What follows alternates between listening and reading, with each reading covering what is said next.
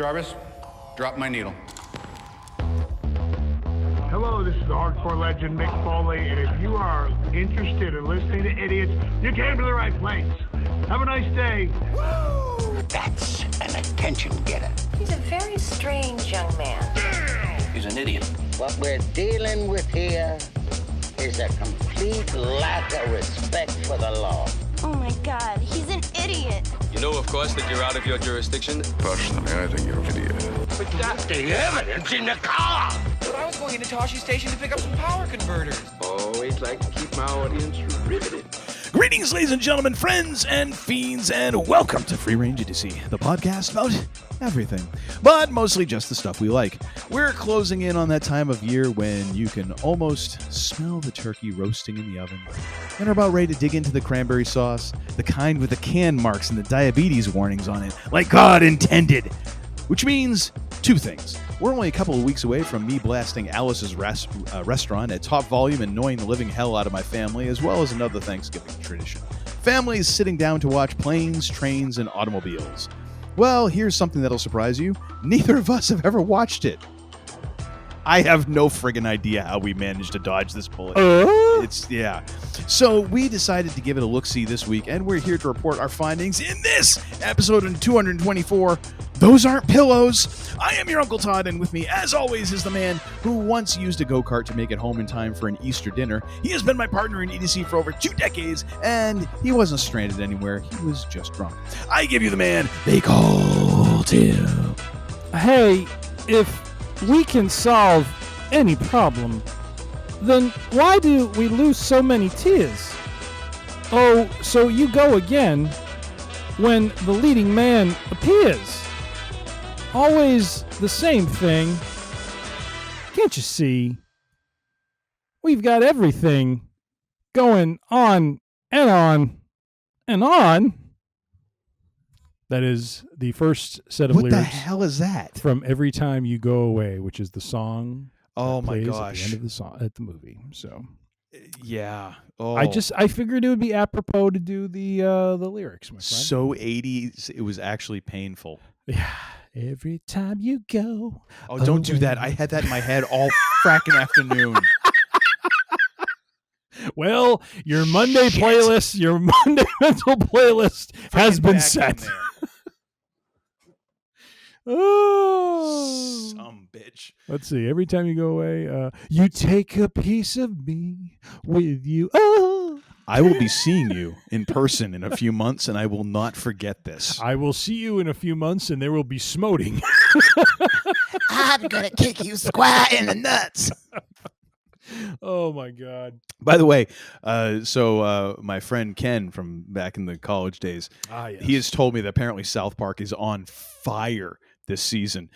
So I'm gonna have to work that into my rotation here at some point to go back and catch up on that. Oh yeah, I haven't watched it myself, but at least the articles I'm reading, their episodes are quite on point. Yes. Well, I will leave it at that. Yeah. So let's go back a little bit further than South Park, which in and of itself is kind of a remarkable thing these days when you figure that South Park has been on air now for what, 20 years? Are we at 20 or is it more?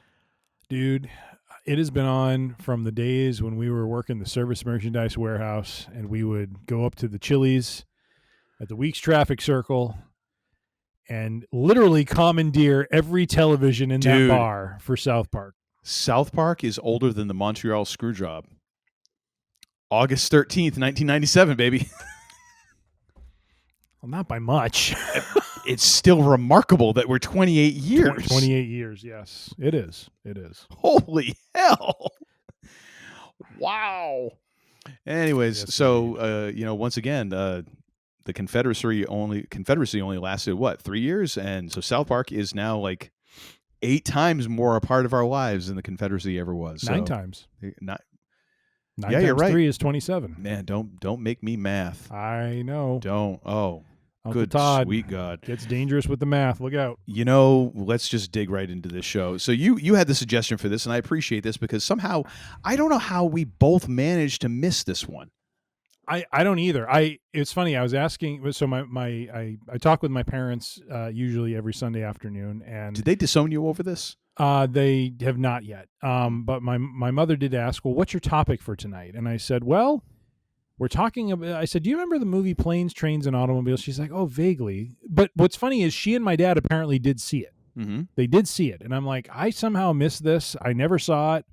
And so I said, we're going to talk about it because it is a movie that is most associated with the Thanksgiving holiday. If there's ever, although my wonderful wife did correct me and say that there are a couple of very well done Hallmark movies that do commemorate Thanksgiving as well. Well, yes, and they involve like city girls moving back to the familial turkey farm. Well, fair enough. It's and meeting up it with follows some the normal rugged man who whittles follows for a living. Formula. That's Jedediah over there. I whittled this house. He's so dreamy, and they live happily ever after. The title of the movie is The Thanksgiving Whittle. Oh, actually, no. A whittle appreciation. Could I have a whittle more cranberry sauce, please? Oh, dear Lord. Which I think is interesting because one of your bits of trivia is that John Hughes wrote the script for this in 3 days. Like that's actually 3 more days than most people need for a Hallmark script because they just. There you go. I'm pretty sure it's just Chat GPT at this point for these things. Oh my gosh. Oh, but yes, All back right. back in 1987 when movies were movies and stuff was actually printed out on paper. So a little general info on this movie. Released in 1987. Director and writer John Hughes. It is a comedy / holiday film / buddy road movie. Runtime 93 minutes, so not terribly long. Well, this is the 80s, dude. Like back then, like an hour and a half was the goal. Yep. Like right around there. So you watch this now, and it's a tidy 93 minutes. Well, and we don't have to hit on this now, but I had texted you about this. It really does speak to the idea, like as I was watching this, because I watched this last Monday on the train ride down, train ride back to the city. And I remember texting you, I think it was in the morning, like this, like are our movies just so overly complicated now? Because this one feels so, I don't mean to use the term basic, but there was just a directness to this movie. Like this movie is, so Steve Martin stars as Neil Page, who is this kind of tight wound marketing executive just trying to get home to Chicago for Thanksgiving. But that's literally the story. He's just trying to get home. There's really not a whole lot more to it. And it's really about the journey that he goes on with John Candy's Del Griffith, who is this, talkative and just jovial, overly friendly character who seems to know everything about everything and just, doesn't seem to have an awareness of his own like habits and bodily whatever he does with taking his socks off. Oh on my flights. gosh, the sock flipping. Oh my God. I love that. We're just like, call the air marshal. That's what I'd be doing. Someone does that on my flight back from Chicago. I'm like, get the air violation.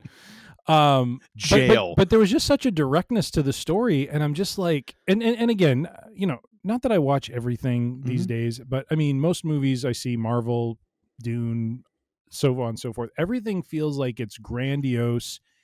There's complexity, there's twists and turns. Now, there's a twist in this movie that I found really interesting, but it wasn't like it was this overt sort of setup for it. It was just kind of happened, and and so and the only reason I bring it up is just I appreciated it. You know what I mean? Like there was something about watching this movie where I'm like, kind of like the Blues Brothers, right? The Blues Brothers were 2 guys who were raising money for their orphanage to help them avoid getting evicted from whatever building they were in, and that was the story.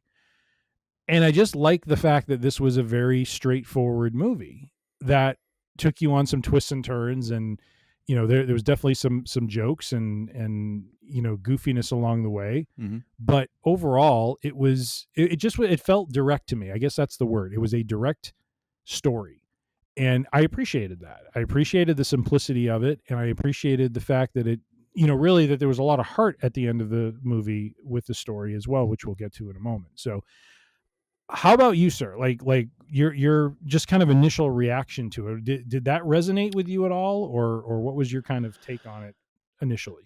I mean, I see your point. I think that there's a certain economy to movies, and it speaks to the different genre, but also the era in which it was produced. And I think Sure. it's all going to be a reaction to what came previously and what's going on in the world. I think that it was easy to make this movie in 1987 where you have, these two characters, because the shorthand of Steve Martin's character being the marketing guy, city guy, upper middle class, Yep. not an average Joe kind of guy. Like this is Steve Martin's character is very much a 3 martini lunch guy as opposed to a shot and a beer sitting in a dive bar guy. Yeah. So like there's a lot of times when like that shorthand goes a long way. You don't need his backstory. You don't need to know what his motivation was as a child and all that. And I think a lot of people back in the 80s and movies then they took advantage of that shorthand. And movies do still now, but I think that because runtimes have naturally gotten longer, people are more tolerant of that. In a way, people are expecting more nuance. They're expecting more texture from movies. And I'm sure that in the late 80s, if you went to, whatever independent movie scene there was, or even foreign movies and, foreign movies at that time, because that's kind of what you just, any movie with subtitles, you would get like a different take on filmmaking because it was very different in other parts of the world. It wasn't as much of a global industry. Yeah. So I think you have to factor those things in. So yeah, just even the runtime, like 93 minutes, like holy crap, that is unheard of these days. Like you could actually we have had streaming shows where a very important episode can wind up close to an hour and a half. We have trouble staying within 93 minutes. Oh, we never do. But I mean, back then that was like kind of industry standard, like almost like back when you were trying to get a hit on the radio, like you couldn't go over 3.5 minutes. Yeah. If your song was longer than that, you either cut it down or it's not going to get played. Yep. And that's just the way it works. Same thing with like movies, like you aim for that 90 minute mark and a little over, and that was about what you had. So it makes sense that this would work. And it is a simple story, but it's also kind of like it's a road movie. And I don't think you get as many of those anymore. And you have to understand like where John Hughes was coming from as a writer, as a director.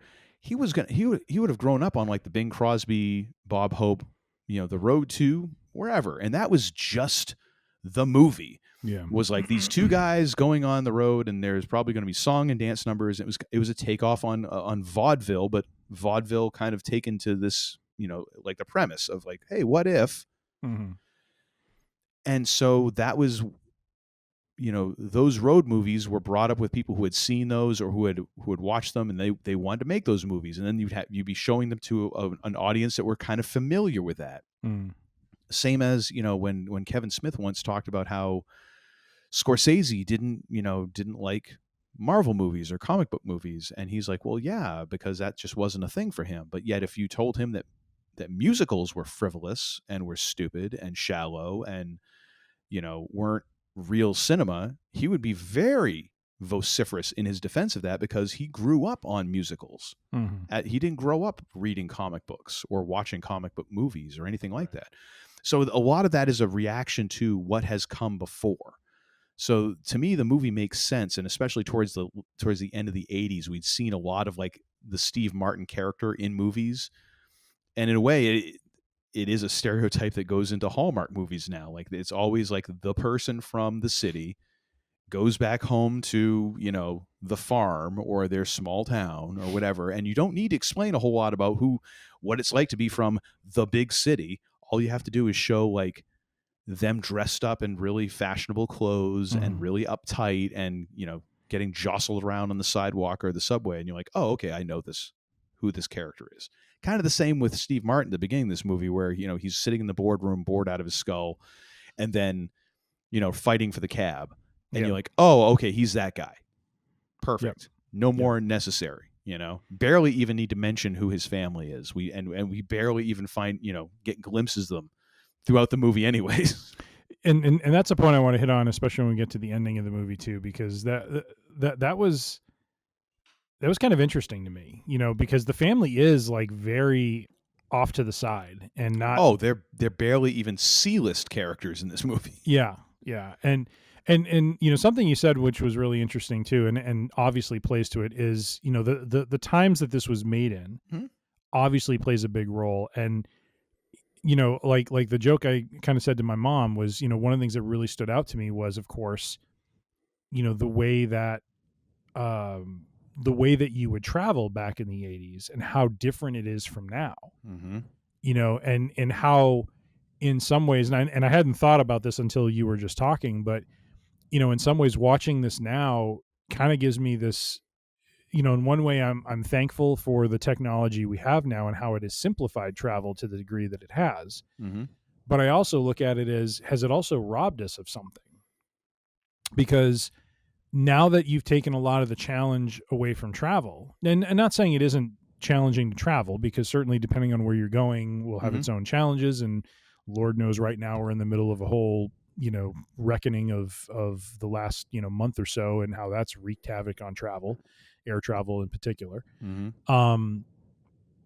Is just the idea that like this story centers on, in like in a lot of ways when you get to the end of this movie, if Neil Page doesn't have those challenges to get home, he doesn't meet Del Griffith, and then the two of them don't connect in the way that they do, to the degree that the movie kind of leaves on a very hopeful note. Like there was never a sequel made, and we don't know what happens afterwards, but you at least come away from the movie knowing that these two characters are now bonded, and that there's an understanding they both have of one another. And when your travel is simplified to such a degree that you get to, from point A to point B simply, quickly, and efficiently, it removes some of the stories that you can maybe learn or connections you can make on those journeys. Like me in particular, like when I travel for work, of course I want to have the most efficient and smooth trip as I can, because I want to get to where I'm going for work, and I want to get home so I can see my family. But yet when you run into those situations where things are different, like I had a journey when I was flying to London for work and then flying home, where my flight was delayed by more, like pretty much a day, and the airline put us up in a hotel. And not that I was able to connect with people, like over dinner or anything like that, but there were a few people I was able to connect with as we were trying to figure out how to navigate the situation, and there's a camaraderie that you build up in the moment of the unknown, where, nowadays, not that technology solves everything, but for the most part, we have the tools at our hands to really kind of do the problem solving ourselves. And so we don't make those connections that we used to make. And all I'm saying is just because that movie was made in the 80s, that sort of stuff really stood out to me. The fact that there weren't cell phones, that, you had the paper, airline boarding pass. You had to book things over phone, and didn't have the immediacy of, or go to the travel agency, like 100%. So anyways, those are just some things that stood out to me in terms of, there's a novelty to it that I look back and I'm like, wow, those were kind of simpler times without this technology at our fingertips. But yet, how much has that technology really helped us travel more effectively and efficiently? I see your point, but I would say, like, it's not foolproof. Like this scenario could very much kind of unfold in a similar way. Like all it takes is a couple of different failures and for you to be in the wrong place. Like the first time that we as a family went to Disney, we did it the dumbest possible way, and which is all my fault. Like we flew in late and then left early, and we only had 5 days. So it meant we got like three days when we should have done it the exact opposite. You fly in early. That way, at least you get a little bit of, maybe you get a little time by the pool, that one day when you get there, and then you have 3 days in the park, and then you leave late. So maybe you get a little bit of time at the pool. Like instead, no, we did the exact opposite way and robbed ourselves of so much time. But anyways, we're coming back from Orlando and we're connecting through Philadelphia, which, dear sweet God, I don't recommend. I got nothing but love for Philadelphia for cheesesteaks and ECW and all that, but connecting through Philadelphia is terrible because we flew into, like, I think if I remember right, the terminals are either numbered or they're lettered.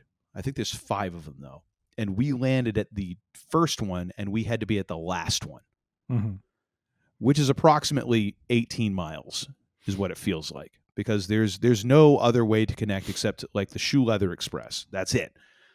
So we're hoofing it because we only have but so much time. And I think our flight got in a little bit late, and we find out like midway to the across the terminal Rubicon to where we're going that our flight has been delayed. And then in the span of like that walk, our flight was delayed like 3 times, to the point when we finally got to where we were then departing, which is then between like Philadelphia and Portland, Maine, is not a main route. It's a commuter route. And so we got there and found out that it was delayed. And then it repeatedly was delayed over the next couple of hours, to the point where I was literally on my phone searching for car rentals and seeing like how long it's going to take to drive between Philadelphia and Portland, Maine, because I'm like, if it's going to be another 8 hours, like we can drive and be there sooner, because we were just tired at that point. And so I was trying to put together this whole scenario of like, how do you get home?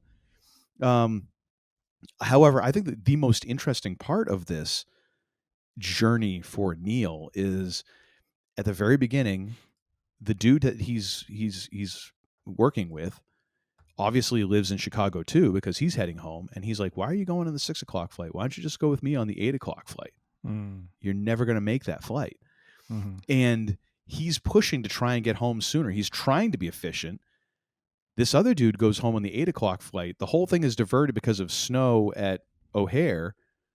However, when his wife is there, listening to this, like, and after he's landed in Wichita, O'Hare is starting to clear up. That 8 o'clock flight might have gotten in, or it might have been delayed an hour, but it probably still got into Chicago. If he had just not tried to be as efficient, which kind of lending to your point, like we can kind of take some of the efficiency out of travel, or in trying to be efficient, we take some of the fun, we take some of the adventure, we take some of the joy out of travel, because we're so friggin' wired up in trying to get there as soon as possible. Yeah. That you go mental, which is why, like, so if you listen to the Wednesday show, like I'm heading out to Chicago and I'm taking the train, because I did it on a whim the last time I came out there, and I was literally enthralled by how different of a pace it is. Yeah.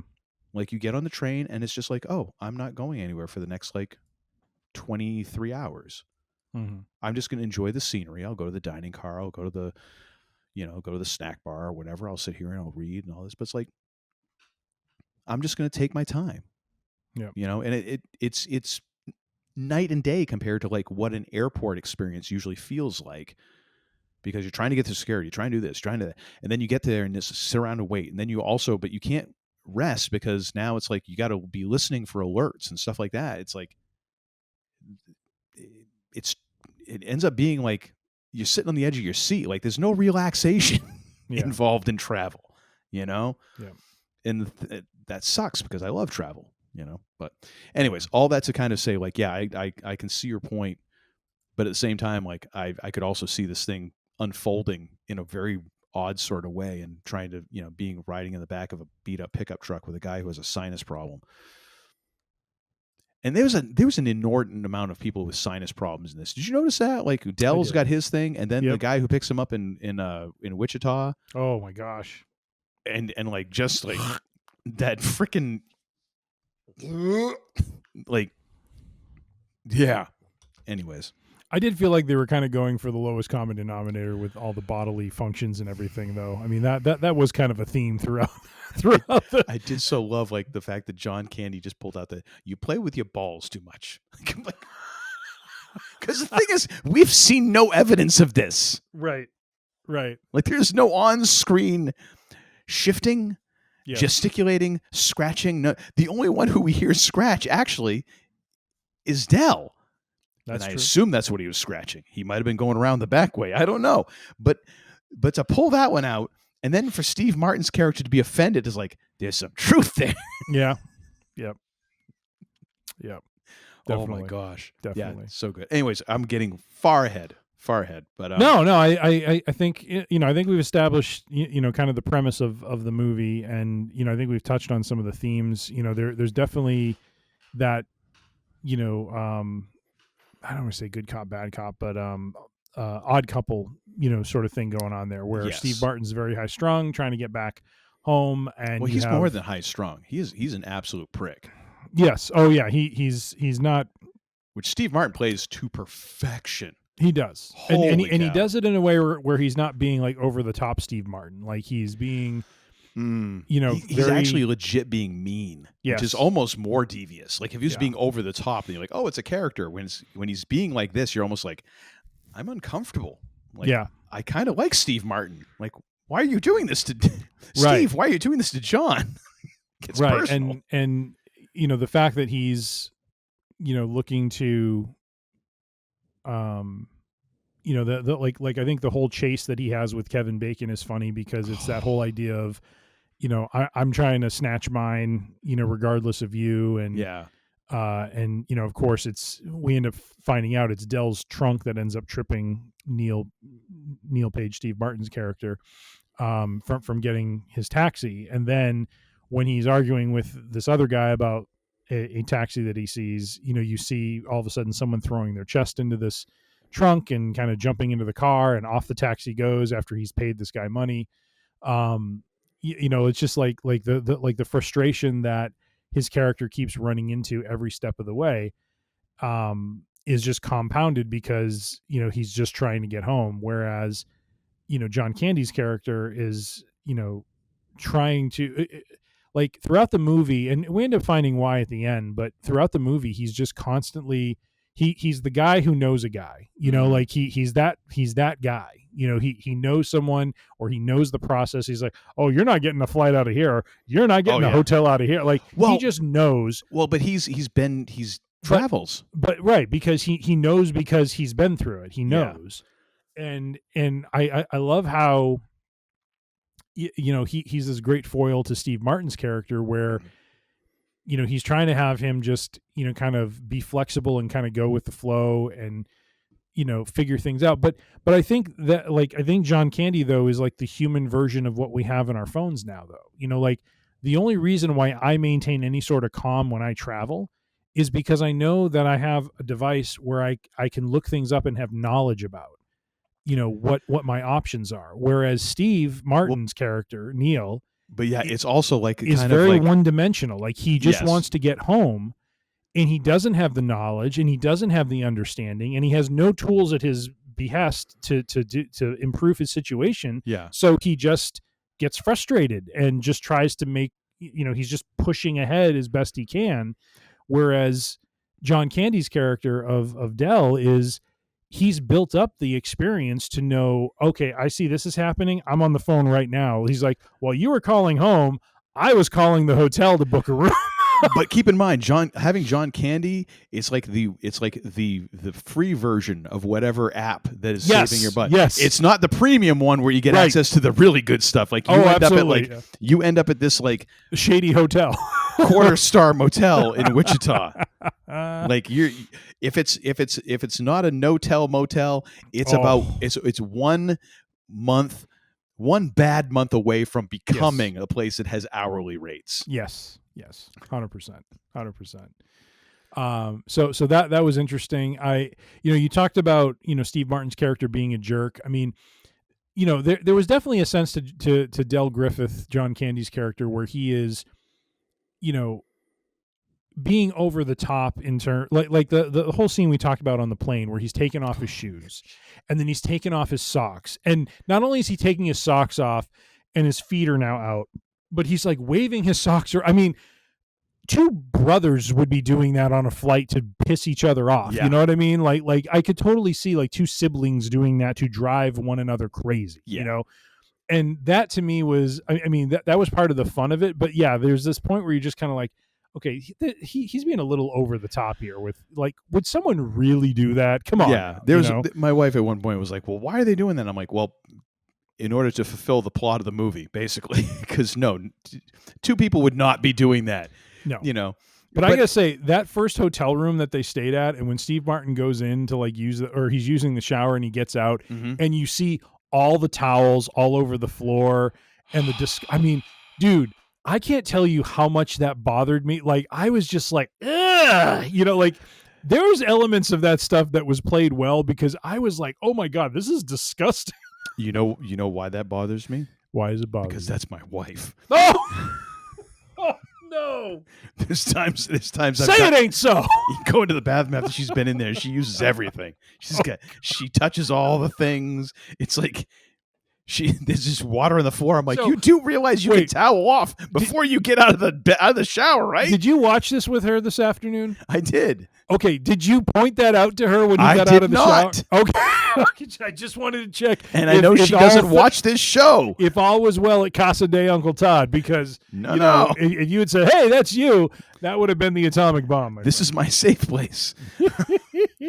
But no, it's that sort of thing. Stuff. Like there's times I have mentioned to her, I'm like, when I go into the shower after you've been in the shower, it looks like you literally got out and shook off like a dog. Like, I don't understand how you get that much water everywhere in the bathroom. Oh my God, you're horrible. It doesn't seem humanly possible. Horrible. Like, in a way, I'm like, it's not so much I'm criticizing. I'm actually in admiration. Like you're horribly honest is what you are. I don't know how it's physically possible. I need to get Neil deGrasse Tyson in here to analyze this and give me some answers. That's what I need.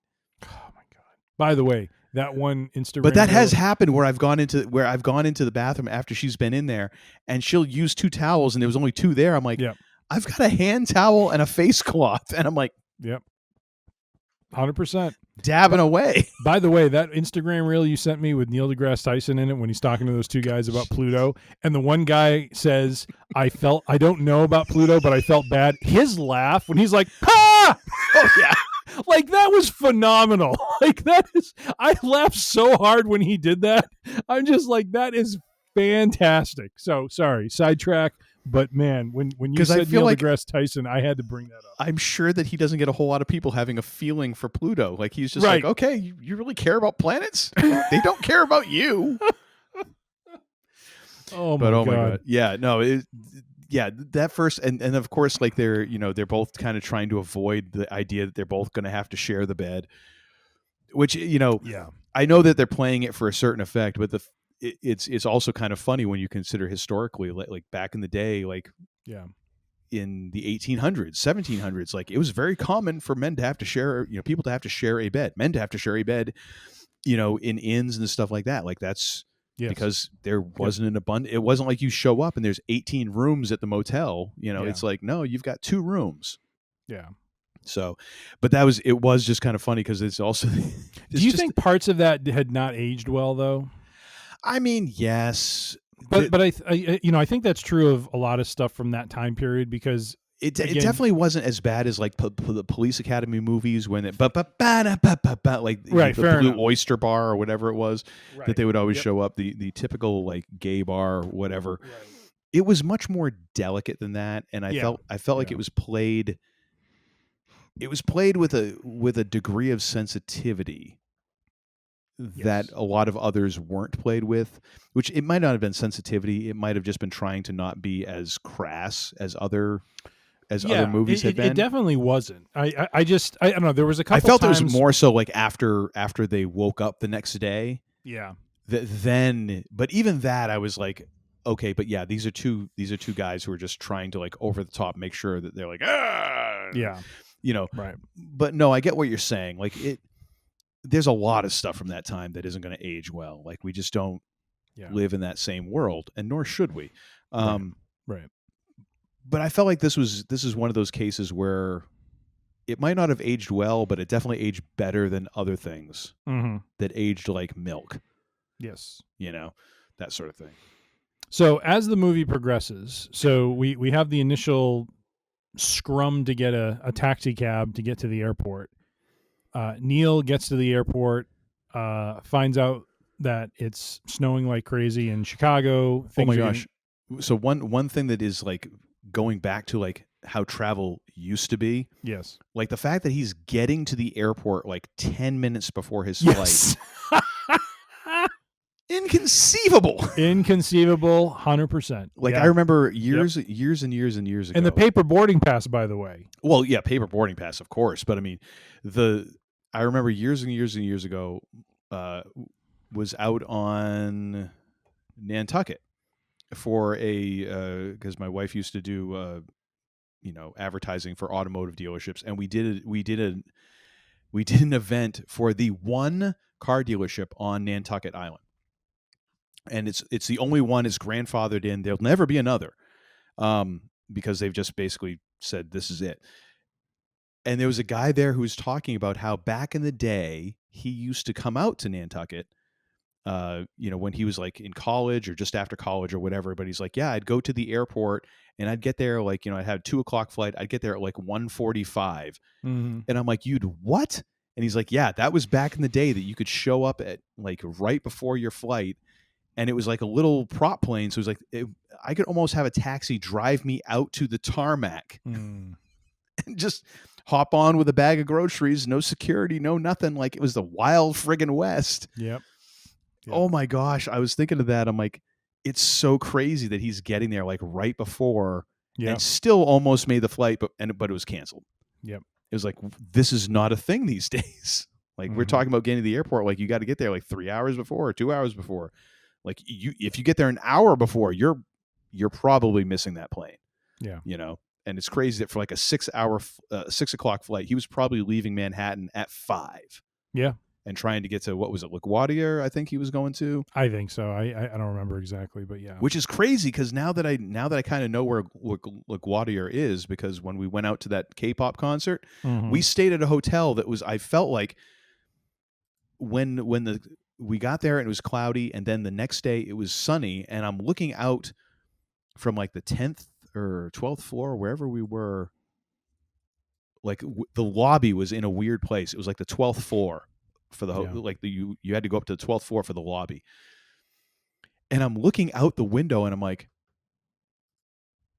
is that a runway? They're like, yeah, that's LaGuardia. I'm like, holy crap, it looks like the plane's taking off right towards us. Yeah. So I'm like, it feels like we're about 150 yards off the end of the LaGuardia Airport in Queens. I'm like, that's a long ass haul from Manhattan to Queens to get your flight. Yeah, you're cutting it close. And he ends up taking the bus, which I'm like, that's even slower than a cab. Yeah. So, anyways, yeah, mayhem. Absolute mayhem. Sorry, I didn't mean to interrupt, but I had to fill in a little personal color. So the planes part of this is, he and Dell eventually catch a flight to Wichita. They get redirected to Wichita, Kansas.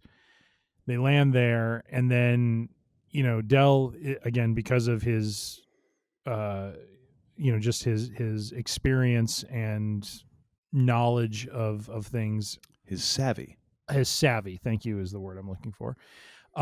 He lands a hotel, invites Neil. Motel. Make sure we can. Motel. Yes, motel. Invites Neil to join him when Neil cannot secure a room because Neil, of course, called his family first and now is basically screwed.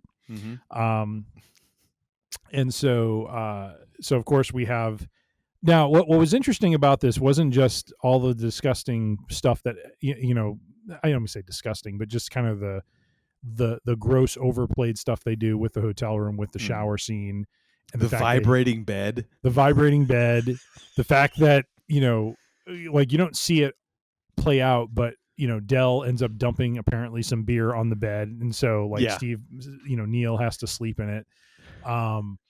And what did you think about, and this kind of plays a critical role for my end, another thing as well, because very early on, I didn't expect it to be this early in the movie. I remember watching the trailer to the John Candy documentary, I Like Me, which is my and another thing. And that there was, I think it was in the trailer that there was, or I read an article that, Steve Martin commented about how taken aback he was when John Candy played that scene, because I think there was a little bit of improv going on with it.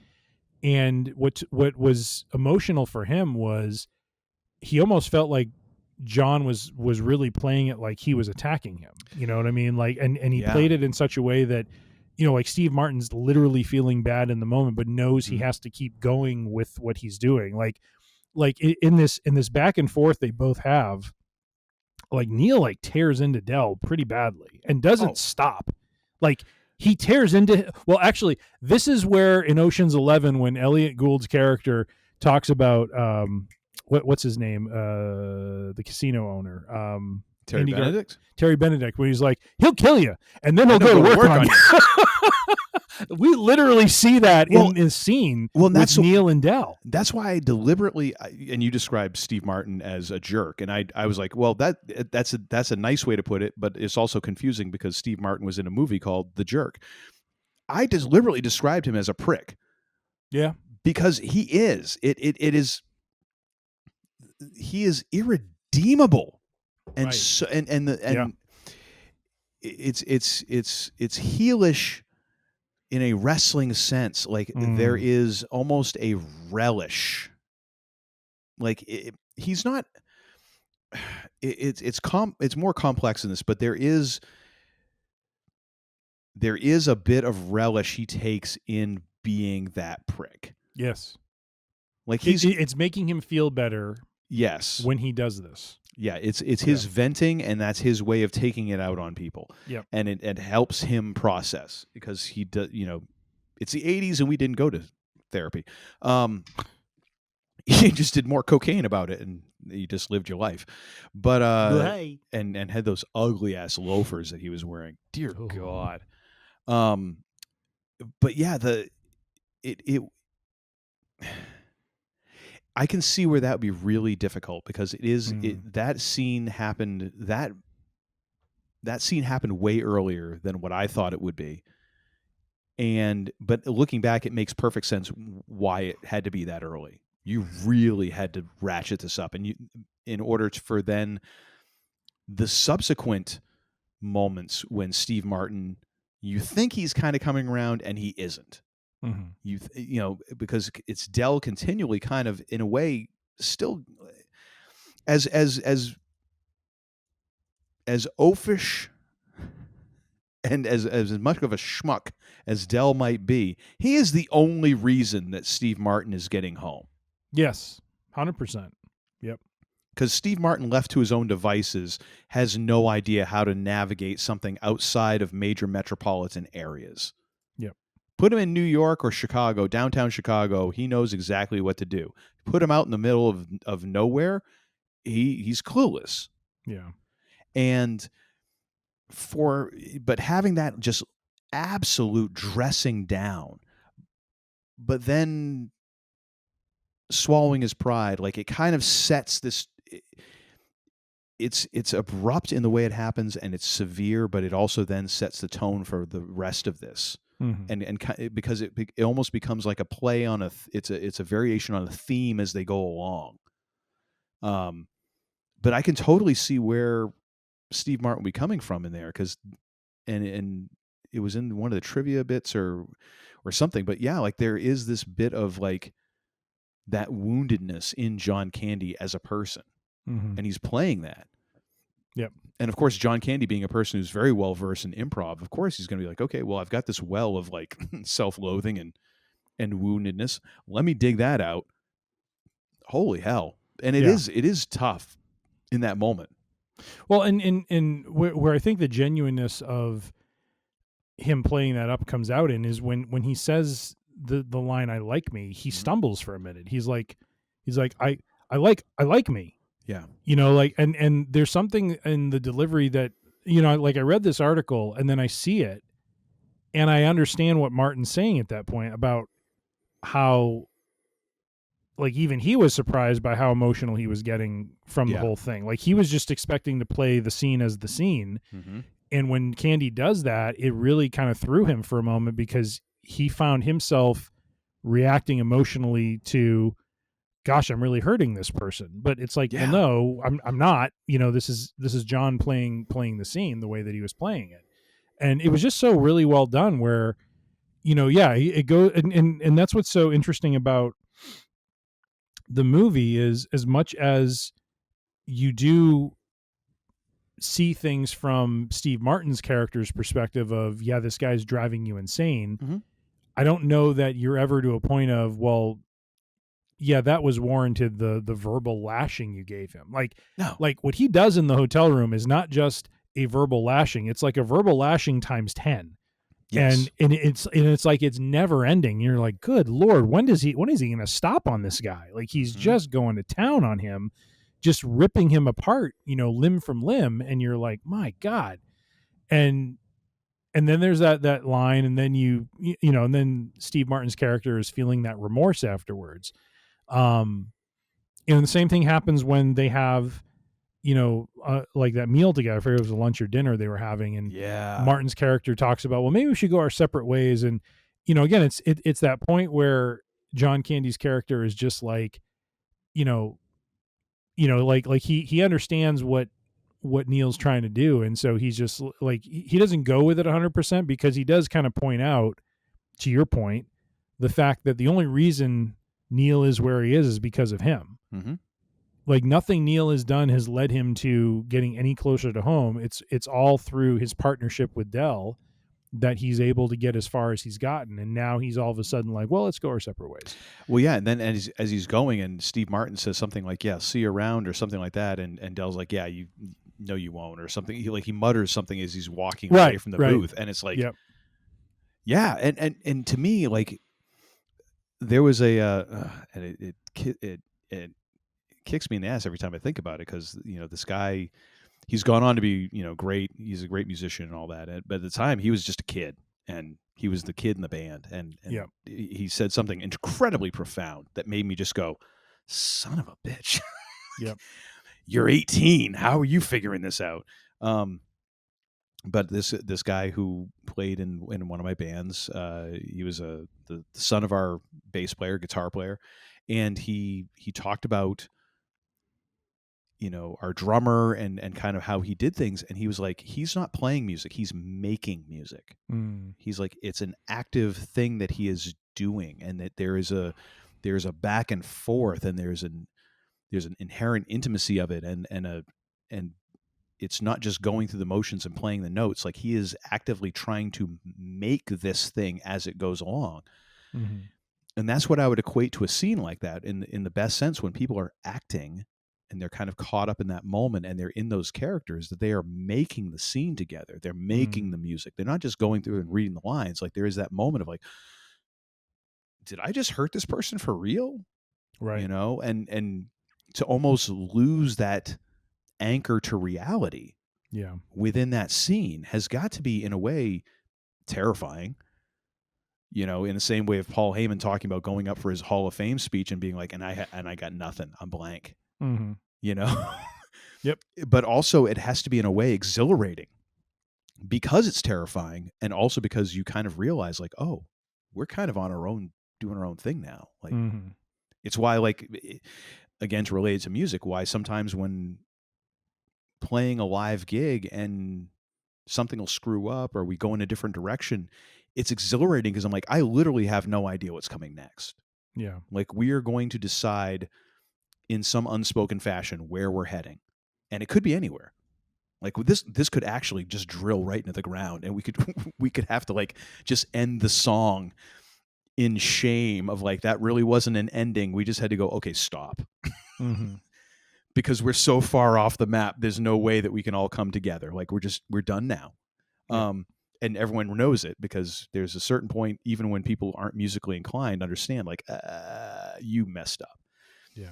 Or it could be fantastic. And the same with, like, acting, where, you know, I'm sure there's a lot of stuff on cutting room floors that was magic up until about 80% of the way through. And you're like, and we lost the plot. Yeah. And so it's kind of cool to hear that, that like in that moment he was like, oh, did I really hurt John? Yeah. And that it's cool because, those two guys have been through a lot, and to still have that moment where it kind of makes you gasp in a way, internally. Yep. But no, that's, oh my gosh. But then of course they let the pressure off, as all good comedies do, by, Yep. and the next morning, Mm-hmm. which I don't know about you, but that to me was so masterfully played out, Mm-hmm. because it took so long. It wasn't just like them snuggling away going, ah! It was like it took so long for that to play out. Mm-hmm. I was like, that is masterful. Like, no. We can stretch this for another 20 seconds and it'll be agonizing for the audience, but it'll be so funny when we get to that line. Yeah. Like, no. Just don't kiss his ear once, twice. Yeah. Yep. Like, yep. Steve, take a little bit more time in your line reading. Like, really drag it out and make it uncomfortable for the audience, where there's like, there's a punchline here, right?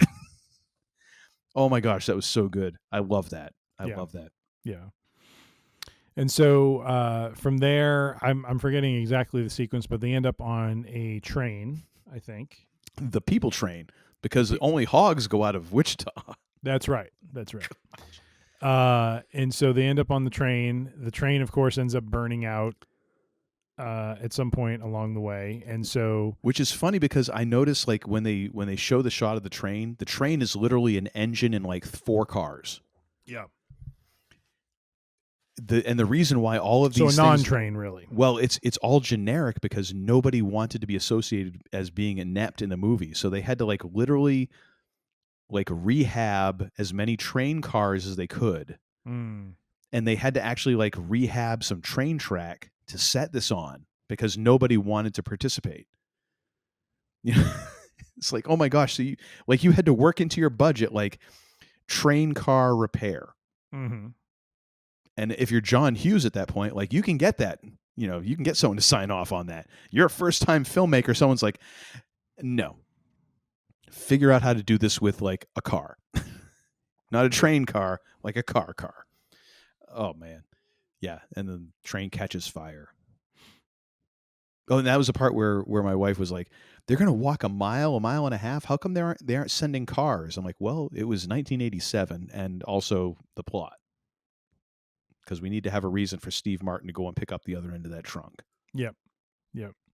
Which is an interesting thing for his character to do, given his perspective, right? I mean, he wanted to, when they get on the train, they go their separate ways in a way. Well, because I would guess that Steve made sure Neil made sure he got 2 tickets that were separate. It wasn't that he couldn't get 2 together. It was.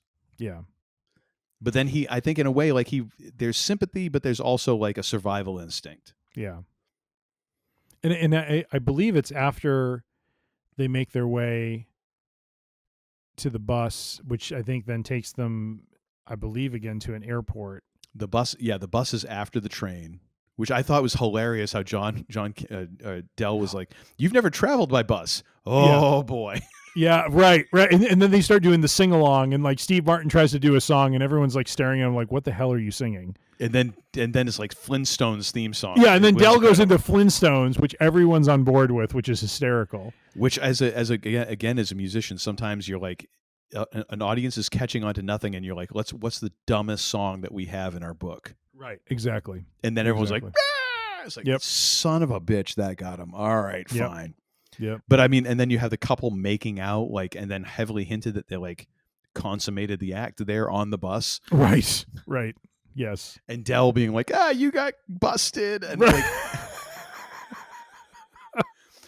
oh my gosh, just so much weirdness. But at the same time, I'm like, yeah, okay.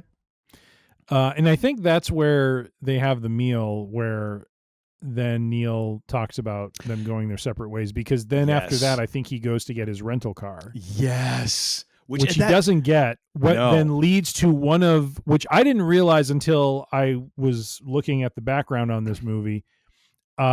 This movie apparently got its R rating almost entirely due to a 60-second scene where Neil has a meltdown at the car rental counter featuring 18 F-bombs. Without that scene, the film would have had a PG-13 rating. Yeah, which when I watched this afternoon, Yeah, and when it first comes up, of course, so I streamed it, and the rating comes up in the corner, and it said R, and I'm like, huh, that's really weird how like this is R, and it's like it's kind of like because I've seen a bunch over the years, I've seen a bunch of people talking about how they watch this around Thanksgiving and all that. I'm like, or they watch it with the family and all that. I'm like, not a lot of R movies that people are going to sit around and watch with their family. Right. Yeah, so I'm like, what in the hell is making do we have boobies in here? I mean, what makes this an R? Like, what's going on? And halfway through this movie, I'm just like, there was a moment I don't know if it was on the bus or the train where I'm like, I don't understand how this got an R rating. Like, is there a donkey show in the middle of this? Like, where are we heading here? And then we hit the scene, and I'm like, I get it. Okay. Yeah. And I mean, not just like almost for the scene. It had to have been just for the scene, because there's nothing else before or after this that would merit an R rating. There is no lasciviousness implied, nor like it happening, nothing. And the language, aside from this one scene, is fairly pristine. Like if I had watched this movie and you asked me what it was rated, I would say PG or PG-13. I would never have said R. Yeah. But it is that one scene that does it. So, and actually, and of all those F-bombs, the best one is delivered by, I can't remember her name, to my shame. Her name is Edie McClurg. Yeah, the last one is the best. Yeah, you're effed. So good. Absolutely. Oh Absolutely. My gosh. So from there, and apparently she has had hundreds of people come up to her and ask her to tell them that they're effed. Yeah. Like to quote that back. I believe it. And she improv'd like the whole conversation that she's having on the phone. Like that was all improv. Yep. I was like, that's fan-friggin-tastic. So then, if I'm not mistaken, Neil still ends up connecting with Dell, who has rented a car. Well, he connects with him because he gets his lights punched out, and Dell almost runs him over. That's what it. Okay. Yes. Thank you. Oh my god. And then Neil gets picked up by his nether regions. Yes. And Dell gets that wonderful line of, I've never seen a man picked up by his testicles before. I do love the fact that for that first sequence between the two of them, Steve Martin talks in a clearly like helium-induced voice. Yes. Which my wife was like, why is he talking like that? I'm like, he was just picked up by his balls. Yes. Which apparently he likes to scratch. Apparently. Now, I got to say, as they're driving, one of the funniest parts of the movie is watching John Candy do his rendition of that song on the so when Steve I thought you were talking about the seat adjustment. Well, there's that too, but I absolutely loved his whole like rendition of that blues song where he's just like using the dashboard as the keyboard. Did you know who's singing? I believe it was Ray Charles. Yes, if I'm not mistaken. Early Ray Charles. What was the name of the song again? It was something. The Mess Around. The Mess Around, which is memorialized in the movie Ray. Yes, with Jamie Foxx and Clint Howard. Okay, is a producer who actually kind of wrote the song and was kind of singing it to him and all that, which is great. But oh my gosh, it's so good in that flick. Did that sequence come after Neil was driving and Dell was screwing around with the seat? Okay. Yeah, because that was funny because I was even getting annoyed during that part where it's just like, I mean, he just would not stop futzing with the damn seat. I'm like, sweet Moses. Well, because again, now, and here's the thing, like for folks who are listening to this show, yes, that that weren't born in the mid 70s like us and who then came of age in the 80s, power seats were a very, like, not a thing in most cars. Mm-hmm. Even, especially like in 1987. So to get a rental car with the power seats. But what I loved is how he's going back and forth, and then all of a sudden it goes to the side, which is just like, it's that taking it to the nth degree of ridiculousness, because it's like, even though I know the seat doesn't go that way. It's still funny as hell, and it's a one way. It's like, how can we ratchet this up?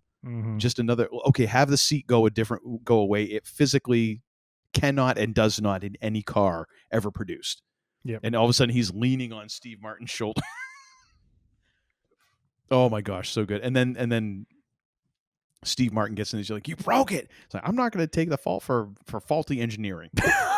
I mean that was both the beauty and the like there were points in the movie where I was a little irritated at the Dell character, because it's like, okay, you come on, you know you did this, you know what I mean? Again, it's a great heel character. Oh my god, that's the greatness of the characters. Like when you're just like, oh my god, I am actually annoyed with you.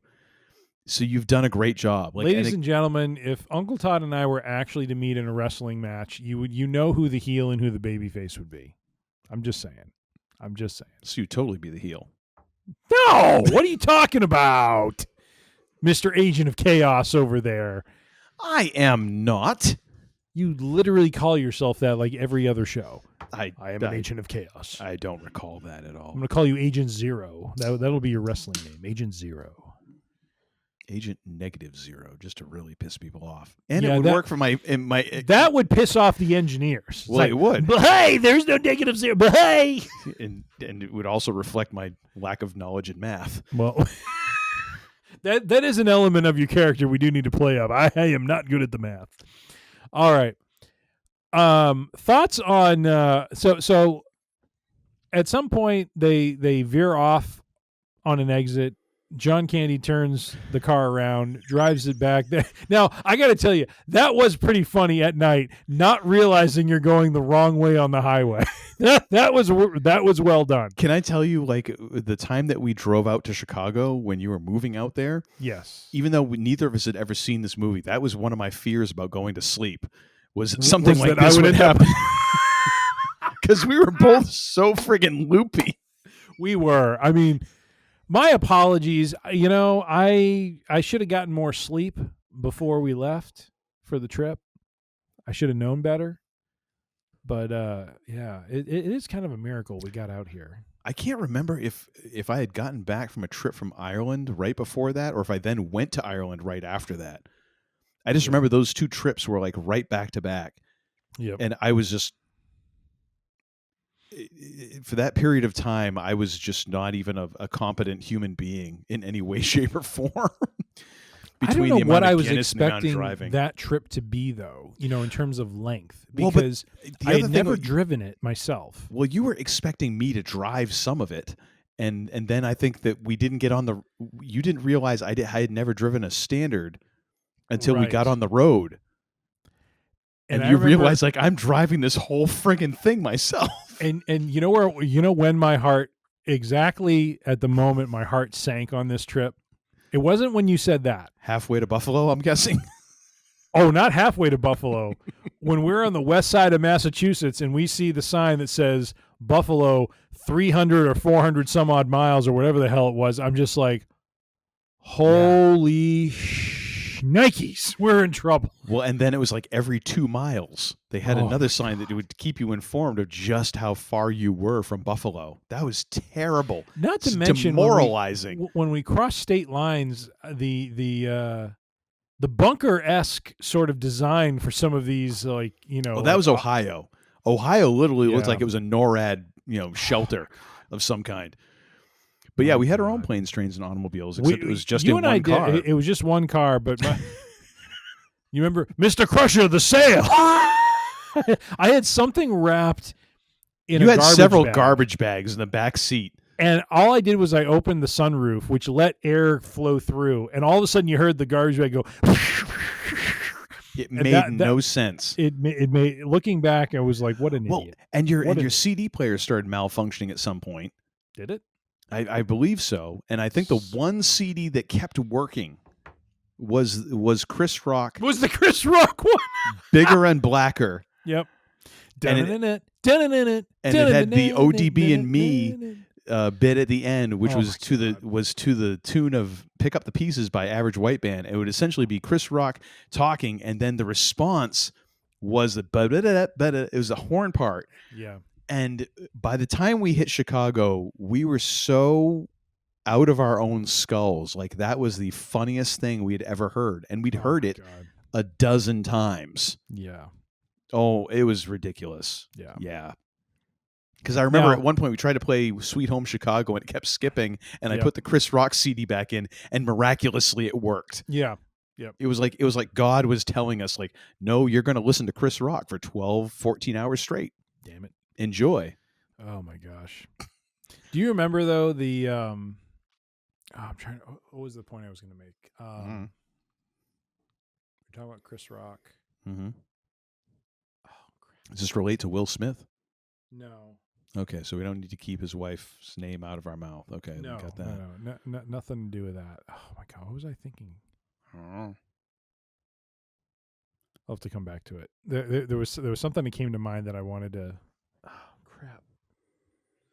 Well, anyways. I do remember so now that I think about it, we've had our own version of planes, trains, and automobiles, because then the other part was when we were out in Denver to go to the Red Rock show, you got on your plane nice and easy, and I spent the next 8 hours sitting in freaking... That is true. Like I'm home going to bed, and you're like, I'm just taking off. I don't even think I was taking off. Like, at that point, we had just like heard the rumor that we might be getting onto a plane. Like, I'm pretty sure you were actually like asleep warm in your own bed, and I was still trying to get on a friggin' plane. Yeah. Yeah. So we've had our own version of this, usually with me, getting the short end of the stick. But, Sorry, man. It's fair. For the amount of time I take stuff out on you. So you didn't drive, comes back around. On the way out to Chicago, so it only serves you. I volunteered, but I think you were like and as someone who now, drives standard most of the time, like, I understand, like, no, I'd rather save my clutch. I'll drive the 14 hours straight. Definitely. Ugh. I will say, so we did that drive straight, right? Yeah. Yeah, we didn't stop. So I don't even think we stopped for food. Like, because we had overshot. No, we did, because we tried to get coffee in a couple spots. Oh, and that's terrible to get coffee across that place. That was stupid. I remember when we drove cross country from Maine we didn't stop to Arizona. If we did, it was like absolute crap. I think we stopped at like a gas station Subway. But I remember, like, when I was driving cross country from Maine to Arizona, when we hit, I think it was Illinois. After like Massachusetts or maybe New York, there was no good coffee. And I hit Illinois, and it was like right by Champaign or something. It was like right by the University of Illinois. And there was a Starbucks on like one of the roadside signs. And I almost wept because I was so tired of like Pilot truck stop coffee. Yeah. And I got a venti whatever, at that point. I don't know, I think it was Pike Place. And then as I was like taking it out of the cup holder of the car, they hadn't tightened the lid on, and just the vague pressure of me squeezing it to lift it up, it gushed over and it spilled on my leg. So I had like, felt like I was going to have 3rd-degree burns on my thigh. Oh my gosh. But yet I was also more pissed because I spilled the coffee that I've been waiting for like the past 800 miles for. Yeah. Yeah. Knowing what I know now about driving to and from New Hampshire to Chicago, I will say that we should have stopped once. No. Like no. And I I don't know if this has changed since I moved out here or not, but I feel like New York and about half of Ohio, and I say half because there's a part of Ohio you drive through that is not tollway. The places where you have the best options for food and for drink are the tollways, because that's where they have the more developed rest stops, and you're not having to stop at some like trucker stop sort of thing. Not to denigrate truckers or anything like that. It's just like you said, the Pilot gas stations are not of the highest quality. Well, but right? like, how many years ago was that? That was like 25 That was 2001. Years? 2001. 24 years ago. So, I mean, 24 years. it's a little bit different. Things have changed since then. And to your point, even in Indiana, where all of Indiana is basically a tollway, the stops are not of the best quality. Like, I think for the most part now for Indiana, it's mostly like Starbucks and, some other fast food, joints that are not Roy Rogers. But at the time, it was Roy Rogers, which for those of you who remember, Roy Rogers goes all the way back to the 50s and 60s. Apparently, the actor decided to discount McDonald's, man. Oh, my. We did that once with the kids when they were super little. I literally felt the years being cut from my life when I was eating that food. Yeah. It was bad. Oh, yeah. It was really bad. Uh-huh. So... Oh, yeah. No, I've eaten at a couple of Roy I Rogers. apologize that we never stopped for any food, though. The thing is, I remember Thank God we didn't go through Pennsylvania, though, dude. If we did Pennsylvania, there's no tollway. Like, literally, you're stopping just on an exit. Oh, yeah. Pennsylvania was not great when we drove through there. It's like the dead zone. I remember the last time we saw, like, anything that was even, like, and I'm not even talking like a great restaurant. I'm talking like it was like a Chili's. It was like before we hit Toledo. And you're like, no, we'll get on the other side of this. And that's where we ended up stopping at like the gas station Subway. I'm so sorry. I'm so sorry. Which at that point we've both been sitting. So it was like, you know what? There's no danger of us, having the runs because we're both so constipated from sitting. We're like bears who have been hibernating. We've got a plug that we're going to have to deal with. I feel so bad about how we did that trip. And oh no, dude, I wouldn't do it any other way. And ladies and gentlemen, there was one point, and this I distinctly remember. And looking back, I'm like, this is where I was Neil from this movie. Set in my ways, wanting to get to my destination, not wanting to explore or do anything else. Mm-hmm. You said to me, what if we stopped in Cleveland and checked out the Rock and Roll Hall of Fame? I do remember that, yes. And I'm like, no, we're going to go to Chicago.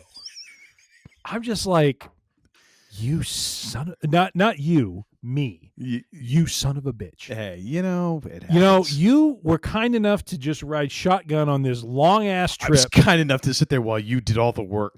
Oh, my God. Well, I was just trying to... Dude, if you weren't there, it would have been me by myself, and my poor mother probably would have been, like, scared out of her gourd, like, oh, my son's driving by himself 1,000 miles west to Chicago, essentially, to a place he's never been. I was there to DJ and to poke you with a sharp stick to make sure you were awake. You were basically the calming force for my poor mother, because she at least knew I had someone with me. Now, whether that person was Copus Mentis was a total other story. But I've never been accused of that. Did we even have GPS at that point, or were we on the triptychs? Right, triptychs, baby. It was paper. So again, like this century, this is plausible. Oh my God! 14 years after this movie, planes, trains, and automobiles. Like, yes, mayhem could have ensued at any moment. Oh. It's a miracle I made it out here. It is, actually. Quite honestly. Oh, boy. That though, man, maybe we should do an episode on that. The journey to Chicago. We just did. Well, kind of. I think we hit all the high points.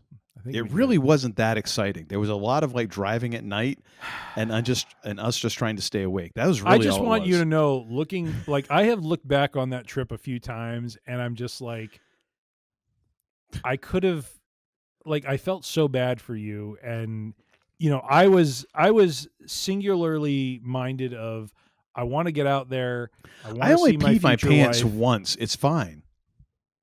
No, but I was excited to get out there to see my future wife and just get to the destination. Again, what this movie was kind of about. You have one character who's just of that single mind, and you have the other who is more flexible and more wanting to enjoy the journey, but who's also kind of dealing with their own stuff. Which is me terminally. Yes, I get that. Fair enough. So perpetually. Just let the record show, my friend, I apologize that I did not at least entertain the Cleveland Rock and Roll Hall of Fame suggestions. Yeah, it's all right. Give my current feelings in the Hall of Fame. I'm fine doing a retroactive, boycott, so I'm good. All right, fair enough. Appreciate that. However, let me just take a 30-second timeout here, and we will rejoin. Yes, I will join you in said 30-second timeout. So, did the bucket fill up? Hey, it's your third time. It's my first, so I just want to say the first one doesn't count before it's before we even started. No. Anyways, we'll be back. All right. A few moments later. All right. So getting back to it, after I vented my spleen about the Chicago trip. Your spleen? I thought you just vented your bladder. Well, that too. Okay. Spleen, bladder, They're very different thing. Like, that, right? Like, they're different organs. I do. Okay, just checking. I'm letting you know, Mr. Negative Zero. I just want to let you know. So. Okay. I'm granted, I do need that differentiation. I just wanted to make sure I understood. All right. So Neil and Del make their way eastward from Wichita or wherever they are in the car. They go the wrong way, which I thought was actually hysterical. Actually, it's St. Louis with a car, I believe. Yes, thank you, St. Louis. And I don't mean to correct, because the only reason I know this stuff is because it's been 6 hours since I watched the movie. That's the only reason. Yeah, just to clarify that for our listeners and viewers. So driving the wrong way on the highway, they end up the fact that, like, when he spun out, yes, and the camera shots of that, I was like, it literally made me wonder, like, how did they? It must have been, like, obviously on a spindle, but the way that they did that was, just the shot itself was so funny. And then be like, Steve Martin, everything all right? Yeah. Yeah, right. Almost in a tear. Yes.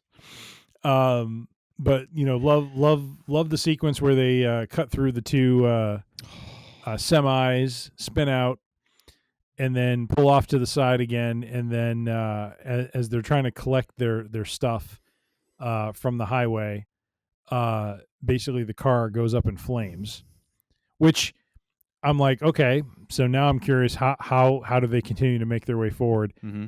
All right, if there is a nit to pick, when a car goes up in flames, though, seriously, like, did you at all, or were you kind of like, all right, come on now, like, the car's not going to run? It's a movie, and it's a comedy movie. This is what's going to happen. I'm going to remember this when you have some nits to pick about some future thing we talk about. Okay, you already I'm going to bring you back to this. You're already halfway up my butt about half of this stuff anyway, so I'm not concerned about that. I don't think I'm halfway up your butt. You're all the way. You're all the way. Come on now. I mean, if you want, I mean, jeez. But what I really appreciated in that moment was Steve Martin's reaction, because I have been there where you as the great late Robin Harris once said, you are pissed to the highest degree of passivity. Like, you have hit that point that you go so far around the spectrum that you come back around to where you can only laugh, because like it's this maniacal sort of moment where you're like, I'm so pissed that this is all amusing to me. Yeah. Because I literally want to destroy everything. Yep. And so it's just seeing that reaction, I'm like, hey, I know that guy. It's Obi-Wan Kenobi. Of course I know him. He's me. Like, hey, aren't you? Oh, God, unfortunately. Well, and also, by the way, I knew the moment Neil said, hey, remind me my wallet's in the glove box, that something was going to happen to the wallet in the glove box. Oh, totally. Yeah. That was just, And but I understand why you do it. And yeah, like, I get it. But yeah, there was that moment where I'm like, okay, something happened. And I'd seen enough clips of this where I was like, I started to piece it together a little bit. It still was a great moment, though, just where they both kind of did the. Mm-hmm. Yeah.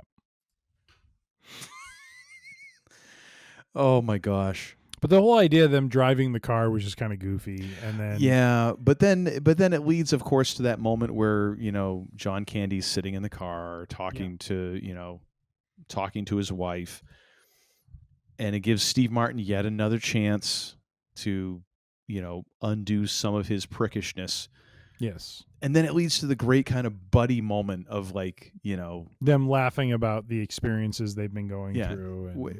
And, And again, my wife is like, where'd they get all the booze? I'm like, that's what we're worried about right now. Like, The car just burned up and they still able to drive it. Sweet Moses. But at the same time, like, that's a damn good point. Like, where did they get all that booze? Yeah. But it's probably from the Dell's trunk. Yeah. However, as we get to, I don't know if you noticed a couple of the things that I added that I will talk about when we get towards the ending. But yeah, that's a much better explanation for what's in the trunk. But no, and then of course they back through the hotel room. Yep. And then run off, which again is one of those things like that's kind of the way it was, because back in the day, like, you couldn't track people. So literally you'd have like a name and you could just disappear. Again, going with the whole technology thing, right? Until you had devices that could record video, could take pictures of the license plate. I mean, it was very difficult to do that. So, but even interconnecting, like tracking that person down, right, in 1987 would be for a motel in the middle of nowhere. Right, they wouldn't be able to pull that off. Whereas now, like, if you have an internet connection and an iPhone, 3G and above, you can look that up in a heartbeat. Yeah. Oh my gosh. It's this movie was part like well-constructed comedy, part time capsule for me. Yeah. Yep. Definitely. And then we get pulled over by the lead singer from Spinal Tap. Yes. Yep. Which is one of those things where I'm like, okay, so him, and I don't remember his name, much to my shame. Him and also like Kevin Bacon, like, because at first I'm like, oh, was that Kevin Bacon's, one of his first film roles? I'm like, no, he was in friggin' Animal House. Footloose. All those years ago. I'm like, that was Footloose. like totally again, like 84, Footloose. And approximately 30 films in between. I looked up his IMDb. Oh my gosh, he's a busy bugger. But it almost feels like one of those things where it's like he was probably around and was like, oh, John Hughes is making a movie. I'll be whatever, whoever you want me to be. That's so great. But yeah, getting the guy from what's his name? It's not Christopher Guest, because Christopher Guest is Michael McKean. Michael McKean, yes. Yep. That was just great. That was. And playing against type too, just like so straight. There's not even like any jokes that he had, which I'm sure for him was probably like, oh, this is fantastic. I love that. Yeah. Let me be the straight man. And that car, oh God. Yeah, that car was just, oh my God. Like the wood paneling again. It's a total time capsule, because I'm like, I've not seen that exact car, because I don't think that exact car existed. However, I've seen relatives of that car. Yeah, in many places. Yeah. Good God. So that takes us to, okay, so they get pulled over. They can't drive any further, but then Dell again somehow scrounges up a ride with a tractor trailer where they have to sit in basically the refrigerator car, which is hysterical because they're already cold as it is, and they got to sit in a cold car as they go to Chicago. But they do end up in Chicago, and then we get to kind of really the if you want to call it the twist of the movie, which is you have Del and Neil kind of go their separate ways. Neil gets on the L here in Chicago to head home, which I want when I'm in Chicago, I want to visit that L station. Really? The LaSalle / I forget what else it is, but it's... All right, I'll have to look it up. We just make sure you have to download the Venture app, my friend. I've got it. Oh, you do? Okay. Yeah, the last time I was out there, even though I didn't end up using it, I downloaded it. You got to hook up... I think I got like $10 on there or something. Google Pay or something to it, because... Oh, yeah, I got like Apple Pay or something. You end up using your phone is basically your pass to go on it. So yeah, because I did that when we were in New York City. Yeah. but I neglected to do that for Kaylin's phone, so I had to be like, okay, here's my debit card, which you can use to tap, and I'll use my phone. Make sure you get that back to me, though, at some point. That'd be kind of nice. Yep.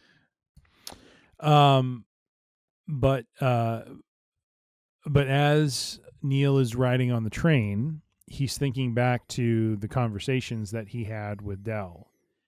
And so just to give you my experience, as I was watching the movie, where I thought all of this was going was that, Dell would at some point reveal that, he's no longer with his wife, that they're divorced, that he's just this journeyman salesman. And, that's how he's developed the contacts and all of the stuff that he's been doing. The thing that really got me was when Neil goes back to see him, and I assume what John Candy is, what Dell is sitting in is a train station of some sort. That he's like, Dell's just sitting there, and he asks Dell, he's like why aren't you home? And Dell says that his wife has been dead for 8 years, and that essentially he's homeless. That was the part that really kind of hit me in the gut that I did not expect. And it's one of those times where I was actually very grateful that I had not tried to read anything ahead of time or tried to spoil, what the story was about. Because if you know ahead of time what's going to happen, it really does. I could totally see how it would very much devalue the actual ending of the movie. Whereas when you get to the ending of the movie, which is Neil and Dell walk to Neil's house after taking the train, and at this point, you very much get the sense that Neil is kind of taking Dell in. Like he's not going to leave him on his own. He wants to take him in and have him enjoy Thanksgiving with his family, and then most like in my headcanon, he's essentially taken Dell in to help him get on his feet and help him, grow his life. And he becomes in a way, like it's almost like then Dell becomes Uncle Buck. In some ways that's exactly it. Right. He becomes that. And, there's a point like the one, if there's another nit I will pick, it's that, did you at all find his wife, like Neil's wife, a little odd? Like she comes down the stairs and she's like, "Hello, Mr. Griffith." Like there's just this like weird intensity to her that doesn't make sense given the movie the story. It does when you. So I know that you had our AI overlords put together some of this outline. I read through the IMDb trivia because. Yeah. I'm that geek. Sure. The original cut of this movie was 3.5 hours, which I'm guessing is like the original director's cut, like the first assembly, the absolute first cut where everything that makes any kind of sense is in there. Which has led a lot of people to be like, oh my gosh, we want that. You say you want that, you probably don't, because there's a lot of crap in there that doesn't make any sense, that was only funny to John Hughes, and that he immediately was like, yeah, no. However, there is some stuff in there, like the fact that Dell has a black eye that relates to when the car was impounded, and instead of them just the car being impounded, they were arrested. And that apparently then Neil punches Dell, and that's how he gets the black eye. There's also, I would imagine a degree of more back and forth between Neil and his wife, where maybe he lets her in on who this guy is that he's traveling with. Because the only time that he talks to her is when he's in Wichita. And then every other time, like he's in St. Louis and nothing happens, and then he's somewhere else between St. Louis after the car catches on fire in Chicago, and he goes to call, and the phone has a lock on it, like an actual physical lock on the rotary dial phone, which I'm like, I'm old, but I ain't ever seen that crap. So I imagine there's more there to that. And to then understand, like, the entire ending of this movie was really rejiggered and reassembled in the edit. Like, so the bit that I tore off here off IMDb is basically that originally this whole plot kind of went through revisions, which also leads to the fact that, it takes away a little bit of John Hughes, like, oh, he wrote it in 3 days. Well, Kinda. I imagine, and you always, I feel like there is another category for script writing when it's a writer director, because if you look at like Quentin Tarantino's scripts, for example, there is no way that if Quentin Tarantino was just a screenwriter, that his scripts would pass muster necessarily as they are to become like, okay, and you can just take this and shoot. They'd be like, okay, we like the ideas. You need to actually rein this into a format that a director would use. It's fine for him to do whatever he does because essentially he's then going to be the person that shoots the movie. So it's like, okay, he gets a pass. Same with John Hughes at this point, who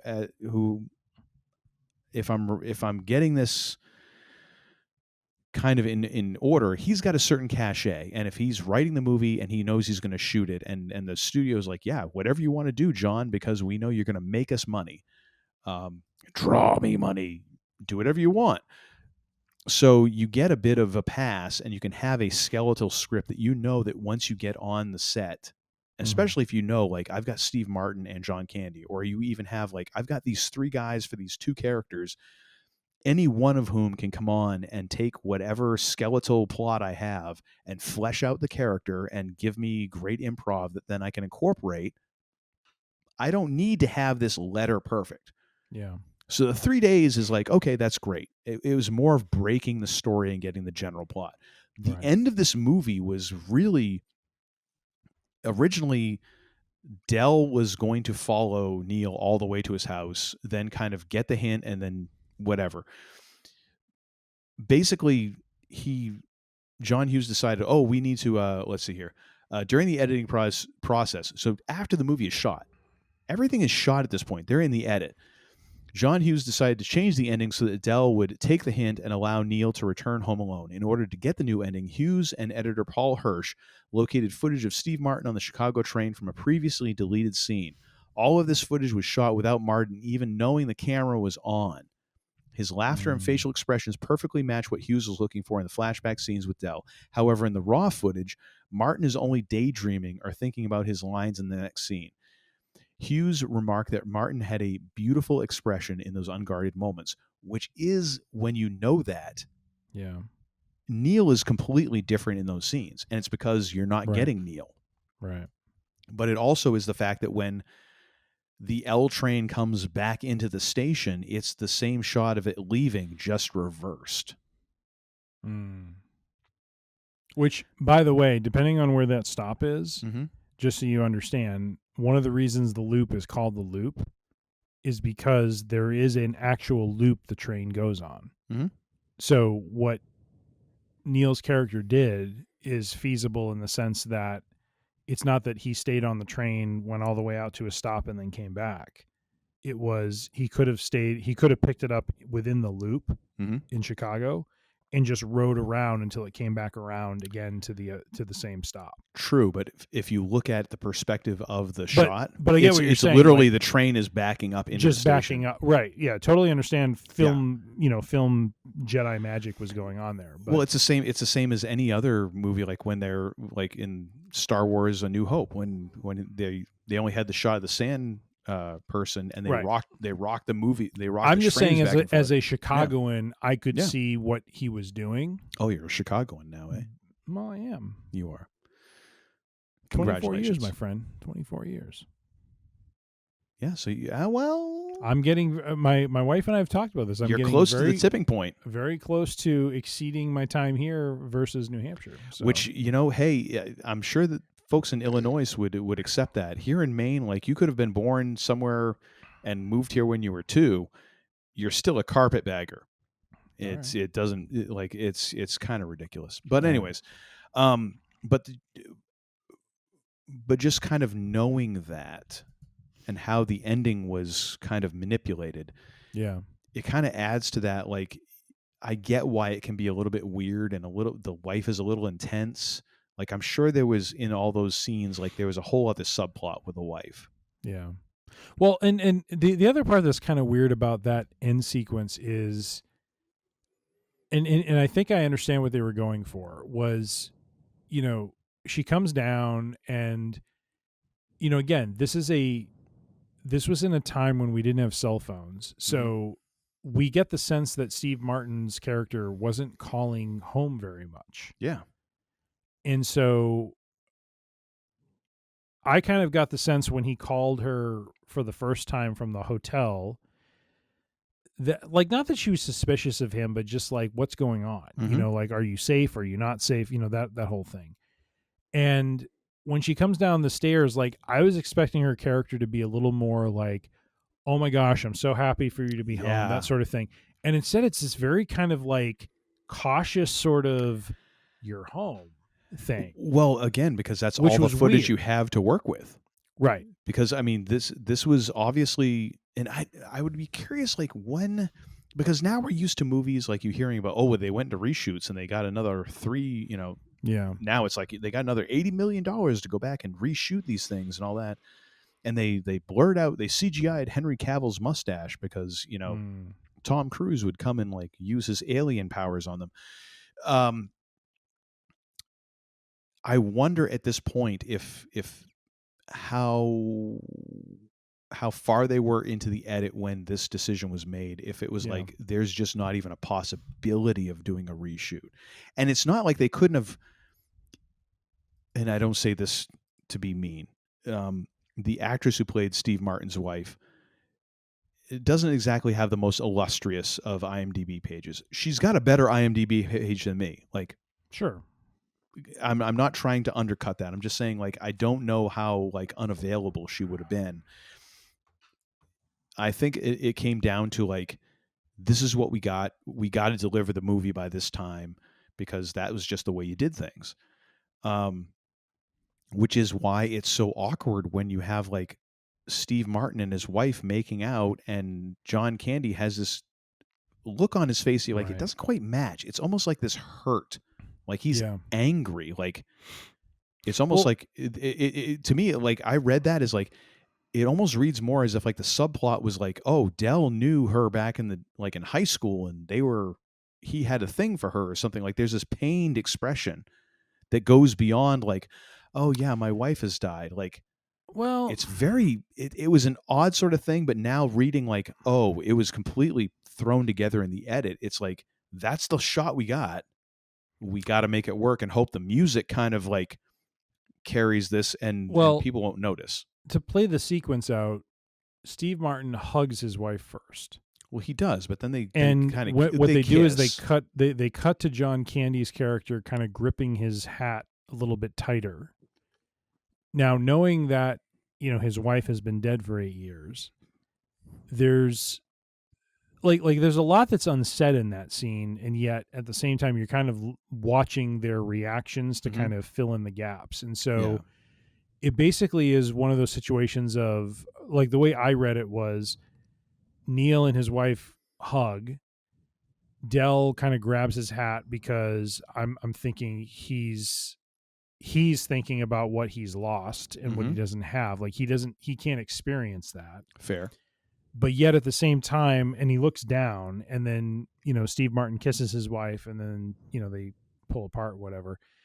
And then John Candy kind of looks up and he just has this smile on his face. And what I kind of took away at the very end, the thing that kind of, you know, the gut punch for me was my wife's been dead for 8 years, because that just wasn't on my radar at all. Like, certainly it was an option, but I just wasn't thinking that was what was going on. I was very much thinking he just maybe separated from his wife or something like that. And in that moment, when you see him look up and then he smiles, what I take away at the very end is Dell realizes while he's seeing something that he cannot have, he now has gained something more in the friendship with Neil, you know, and that to me is the hopeful tone as the movie ends, which is, and we never find out, you know, there's no sequel to this or anything like that. But to me, the hope is Dell gets to move beyond being the homeless widower, you know, like there's something more for him beyond this, because now he has this, like, the impression I get as he meets the whole family is Dell is now going to be kind of absorbed into Neil's family, which will give him something that he doesn't have right now. Well, he has a home. He can come home to someplace. So sure. And where this is a Thanksgiving movie in a lot of ways, a Thanksgiving holiday movie, I think that's kind of the message, which is Dell's maybe not blood relative, but he's someone who's been welcomed in and accepted, and now he is home in a way, Yeah, and I think that I think you're right. I think I'm probably reading a little bit too much into those expressions and just like trying to be in the production seat on all that. The one little nit I would have to pick is in calling Dell homeless. I would say more itinerant. Like he's not homeless in so much that like he's just always on the move. Like he chooses not to have a home and to just keep moving because there's no home to come home to. And the idea that even if he only came home to, Neil's house for Thanksgiving every year, it would still be home. Like it would be his new home. Like this is where, even though he's out selling shower rings 364 days a year or whatever, he's back because this is now home. Like it gives him an anchor. That's how I kind of interpreted it. I guess I go to that extreme because to me it explained, like when I look at when I look at Neil, Steve Martin's character versus Dell, you get the sense that where Neil has a home to go home to, he carries less with him. Dell is carrying a trunk and a bunch of other things. So to me, the way I read that was, this is all he has. This is everything. Now, could be wrong. Like we don't know one way or another. Like we don't get insights into Dell's actual, like, does he have a home or does he not? Yeah. But that's the way I kind of took it when he basically says to Neil that, his wife's been dead for 8 years and he hasn't been home. I took that as he just doesn't have a home to go to. Like when his wife died, he kind of let everything go. Well, yeah. And to your point, he's been on the road ever since, but that's one of the reasons why he's so well informed when it comes to these issues happening is he's always on the move. Like he's built up contacts in pretty much, any location because he's traveled the country. He's basically made, like we don't get the sense that his job is a fabrication or anything like that. I think that is very real, but the sense is he's just been on the move constantly. Yeah. And so he just has nowhere to go. He just, totally continues to move. So no, and that's one of the things I've thought about sometimes when I'm traveling is I've learned that I really enjoy travel. But one of the things I've also had to overcome is like the fact that I don't get a chance to travel so much that I am completely comfortable with it. That I do have a little bit of anxiety with it, and I acknowledge like, oh, because I don't get to do this as much as I necessarily would want to, I'm not as adept. Where I think that's one of Dell's superpowers is like the fact that even if he doesn't have a connection, he's just used to being on the road, and you just kind of have to make do, and you have to go with the flow, like he says. Like that is his thing of like, okay, well, what's the next thing? How do I do this? How do I do that? And there's not an anxiety because you're just like, well, it's worked out so far. I've been on the road for the past 7.5 years. I'll figure something out, you know? Right. So I think there's that aspect of it too. And as far as the home piece, like,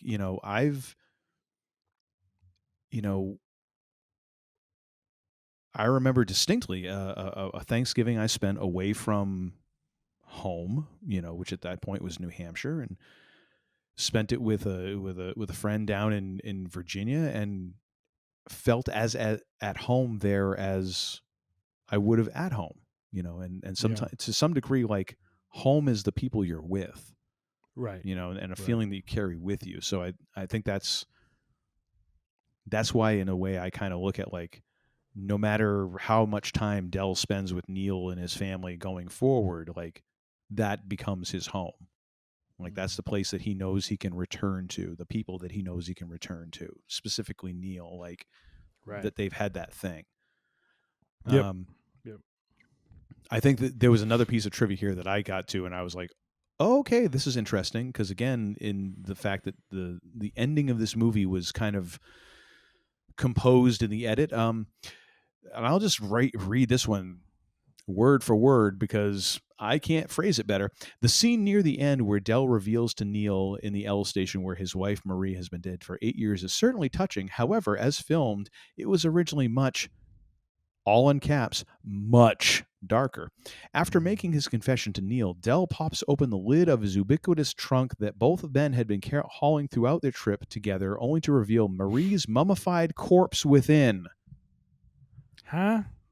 Unfortunately, test audience reactions were overwhelmingly negative, and John Hughes was forced to film I wonder a why. happier ending. What the frack, John? Like, I know you had a bad travel experience, but holy shit. Mm-hmm. Jeez. Yeah. Imagine that as a holiday tradition. Happy Thanksgiving, everybody. Mummified corpse in the in the trunk. Isn't that good for a couple chuckles? Yeah.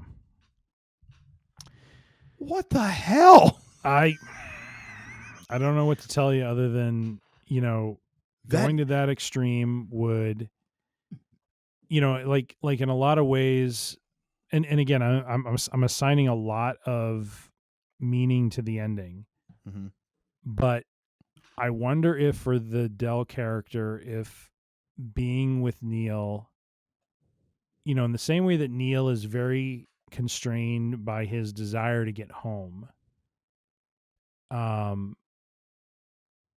was that ending done to demonstrate that even though Del is very flexible and I don't want to say freewheeling, but very flexible with what travel may throw at you, that he was weighed down by the loss.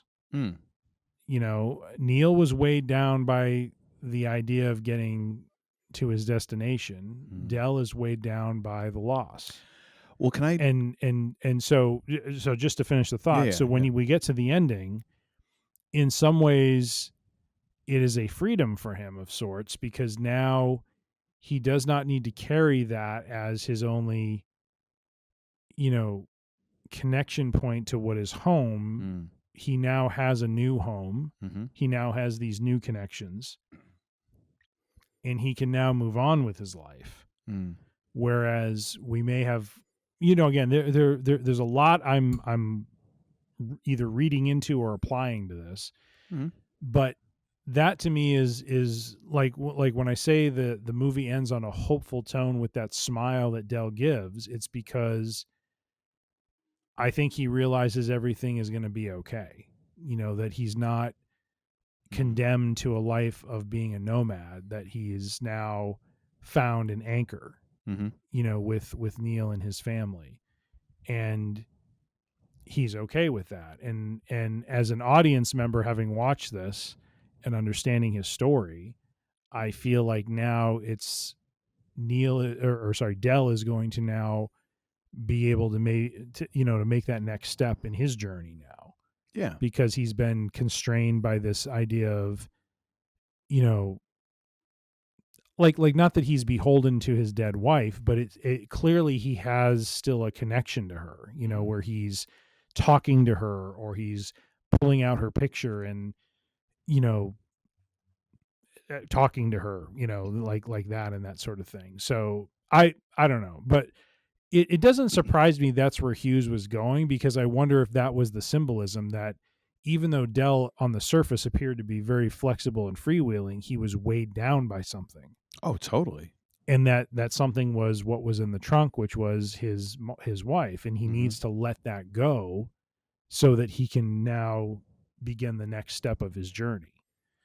And Neil was constrained by his desire just to get back to home.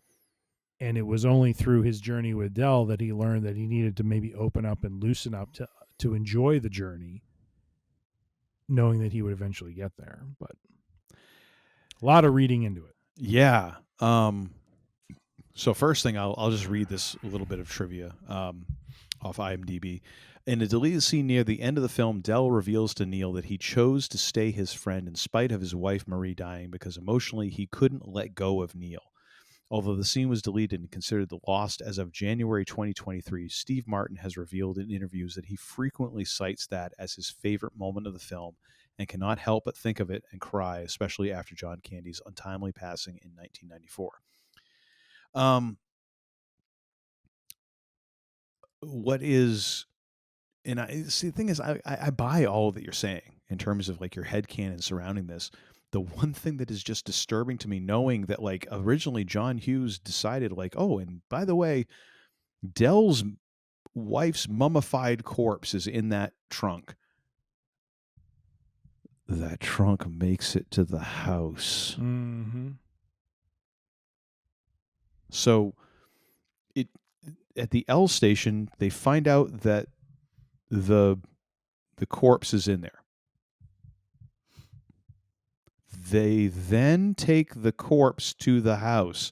Like, wouldn't you yeet that into a dumpster or something? Like, wouldn't you like make arrangements? You're not just gonna like bring that like, oh, and you know what? Just bring that to my house. Yeah. I mean, I know back in the 80s we let a lot of stuff go. But holy hell. Yeah. You know, like if I'm Neil, it's like, Dell, you're part of the family. We love you and all that. But you know what? You got to leave the corpse out in the driveway. I'm sorry. I've got a line. Mm-hmm. It's running down the middle of this deck. And your wife's mummified corpse is on the wrong side of it. Mm-hmm. We can put her in the garage, you know, respectfully. Yep. Respectfully. Jeez. Heavy. John was having a rough weekend, I think. Well, I mean, I think it's just, I don't know if it's a rough weekend. I think it's just that, you know, like I appreciate the story he was trying to tell, which was, you know, again, like I said, I think, you know, we can all identify with and can understand Dell's perspective on travel and trying to be flexible with things, but yet, you know, because Neil's issues are at the surface, right? Neil is not conforming or adjusting to his conditions. And you have Dell who is on the surface adjusting to conditions, but yet he carries a much deeper burden. Mm-hmm. And I think we all do that, you know, in one form or another. I think we all have burdens that we carry that on the surface we might seem like we're freewheeling and, you know, enjoying, you know, if I can, for a moment, you know, two wild and crazy guys, you know, like Steve Martin, right? Like we're we seem on the surface very loose and free, but we're actually, we're carrying some hidden stuff that we don't share. Well, it's interesting how like Neil is much more of the simple character when you look at it that way. Exactly. He's got his surface concerns, but otherwise he's got his wife, he's got his kids, he's got his job, he's got a great house, just trying to get home. Has a family. Absolutely. Like most aspects of Neil's life are kind of taken care of. You know, I don't Dell is the one who's got depth to his character. Right. Yeah.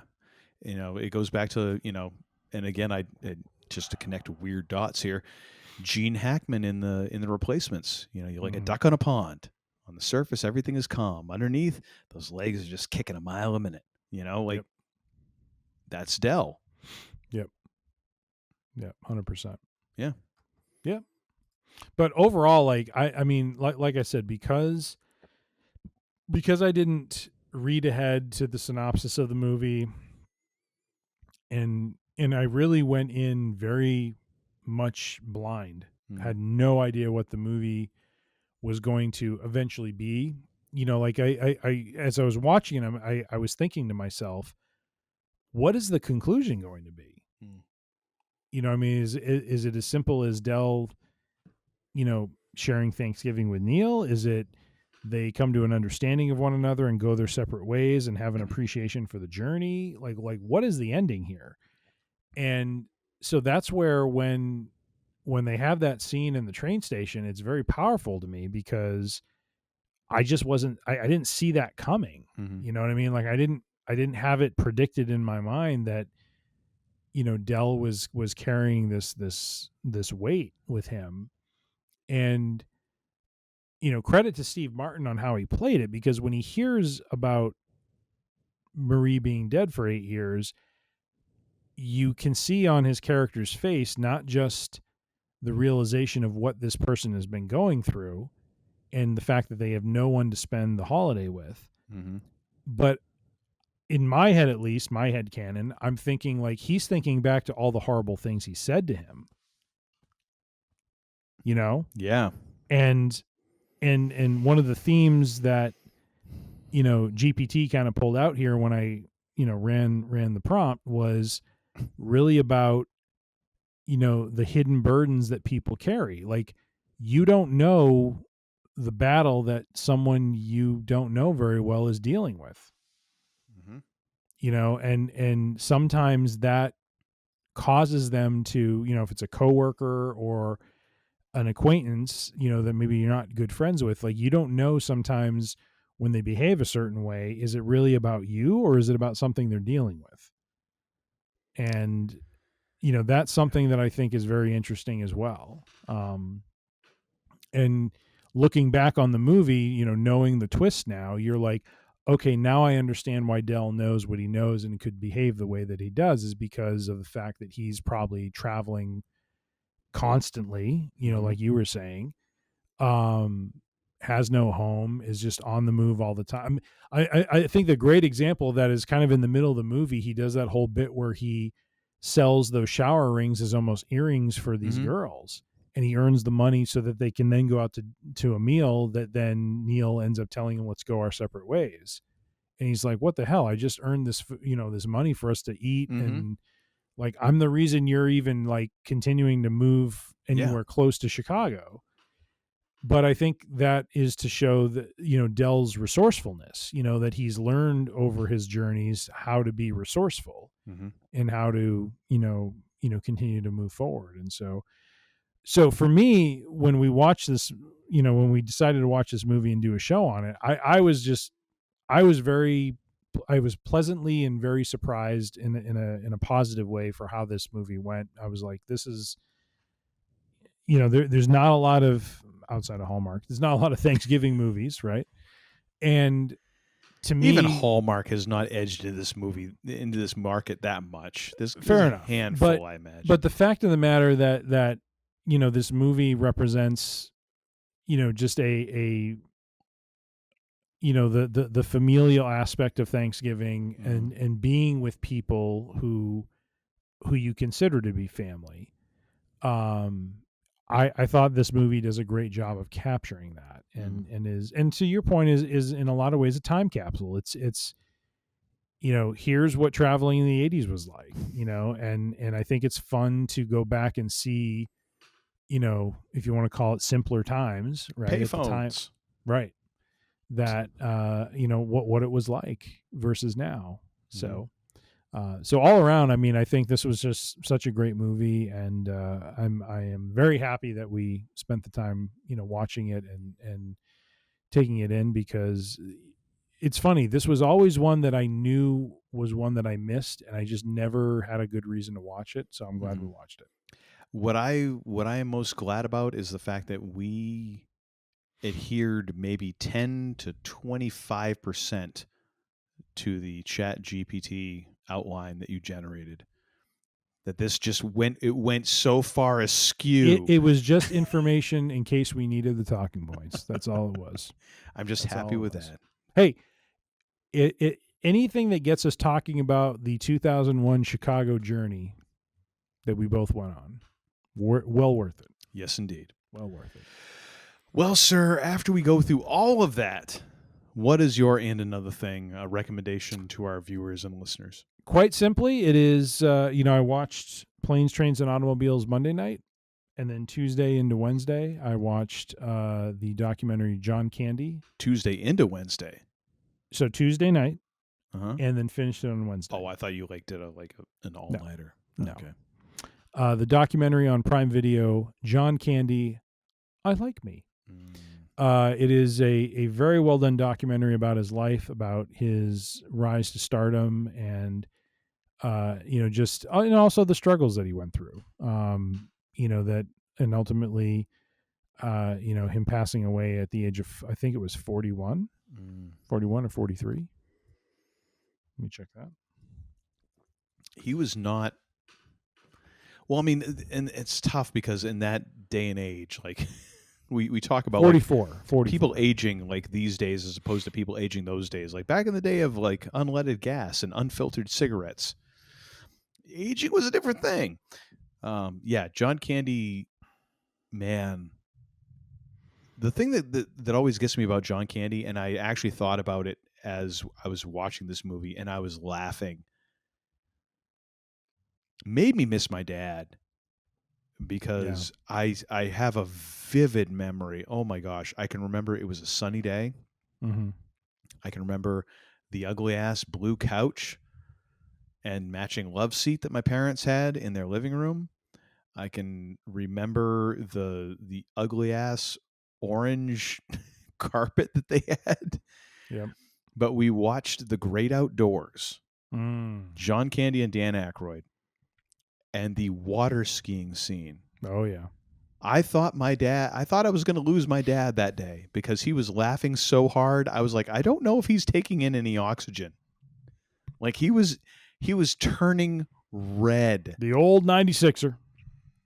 But my gosh, the water skiing scene was just like it was the hardest I'd ever watched my dad laugh. Yeah. And my dad laughed a lot. My dad was a guy who loved to tell jokes, to tell funny stories and all that. And it's probably one of the reasons why I can be such a pain in the ass to you, to any number of people in my life, because I love to make people laugh, because I learned that very early on, like if I could make my dad laugh, who was one of the funniest people that I knew, mm-hmm. like if you can make that person laugh, oh my gosh, how funny are you? Like you've done something. Yeah. So that's just always wanted to make people laugh.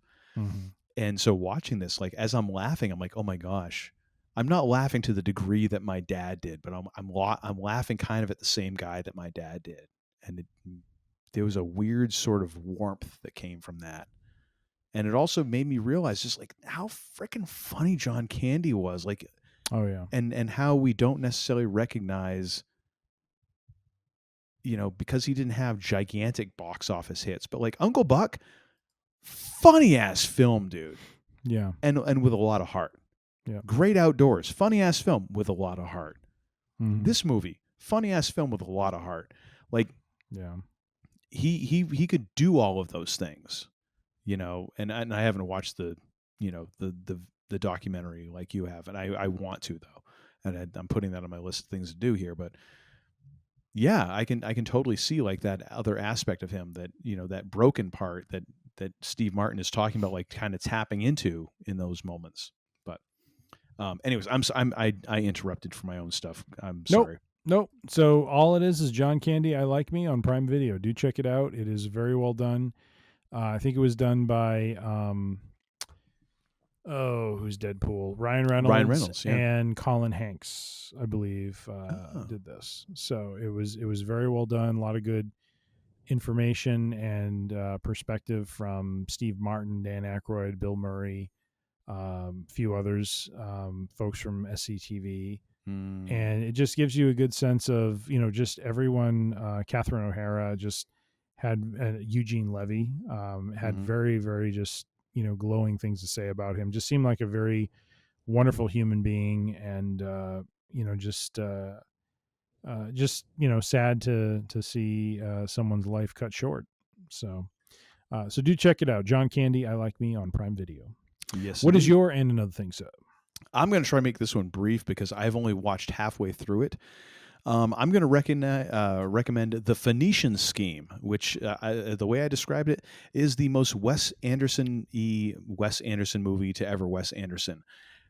To me, like as someone who has seen, I haven't seen everything the man has ever directed and written. I've seen enough to know like there is a certain style to a Wes Anderson movie. And I appreciate that. And I also recognize like if you don't like that style, you are going to hate his movies. Like you have to. It's kind of it's very binary. It's a 1 or 0 sort of thing. Like if this isn't your thing, this is torture to watch this. If it is your thing, okay, cool.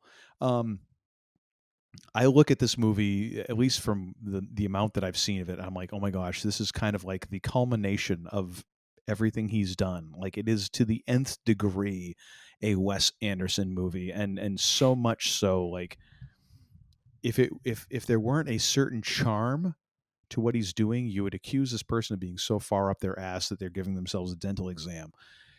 It's insane, but yet at the same time, if you're okay with the charm of it, it can be wonderful.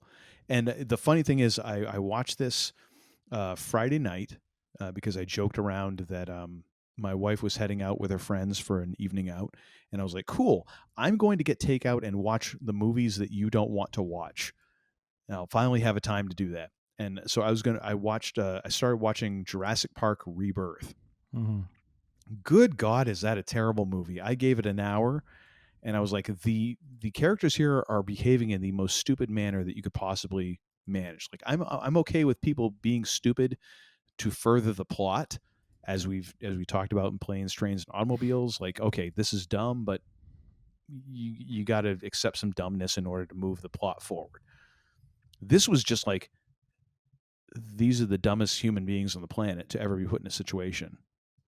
They should all be dead now, but plot. And so I stopped that, and then I'm like, well, what else am I going to watch? Okay, let's watch The Phoenician Scheme. So I started watching that. I'm like, and in a way, it was weird because I'm like, it's kind of dumb in its own way, but it's dumb in a clever way, and dumb in a way that you're like, oh, you're intentionally being dumb. Okay, cool. I'm good with that. Jurassic Rebirth isn't intentionally dumb. They're trying to pull you into the alley. We're really smart. Like, no, you're not. You're not. At least Wes Anderson's movie, it feels like, yeah, we're kind of being dumb right now. Okay, cool. I'll go with that. Like, you're intentionally doing that.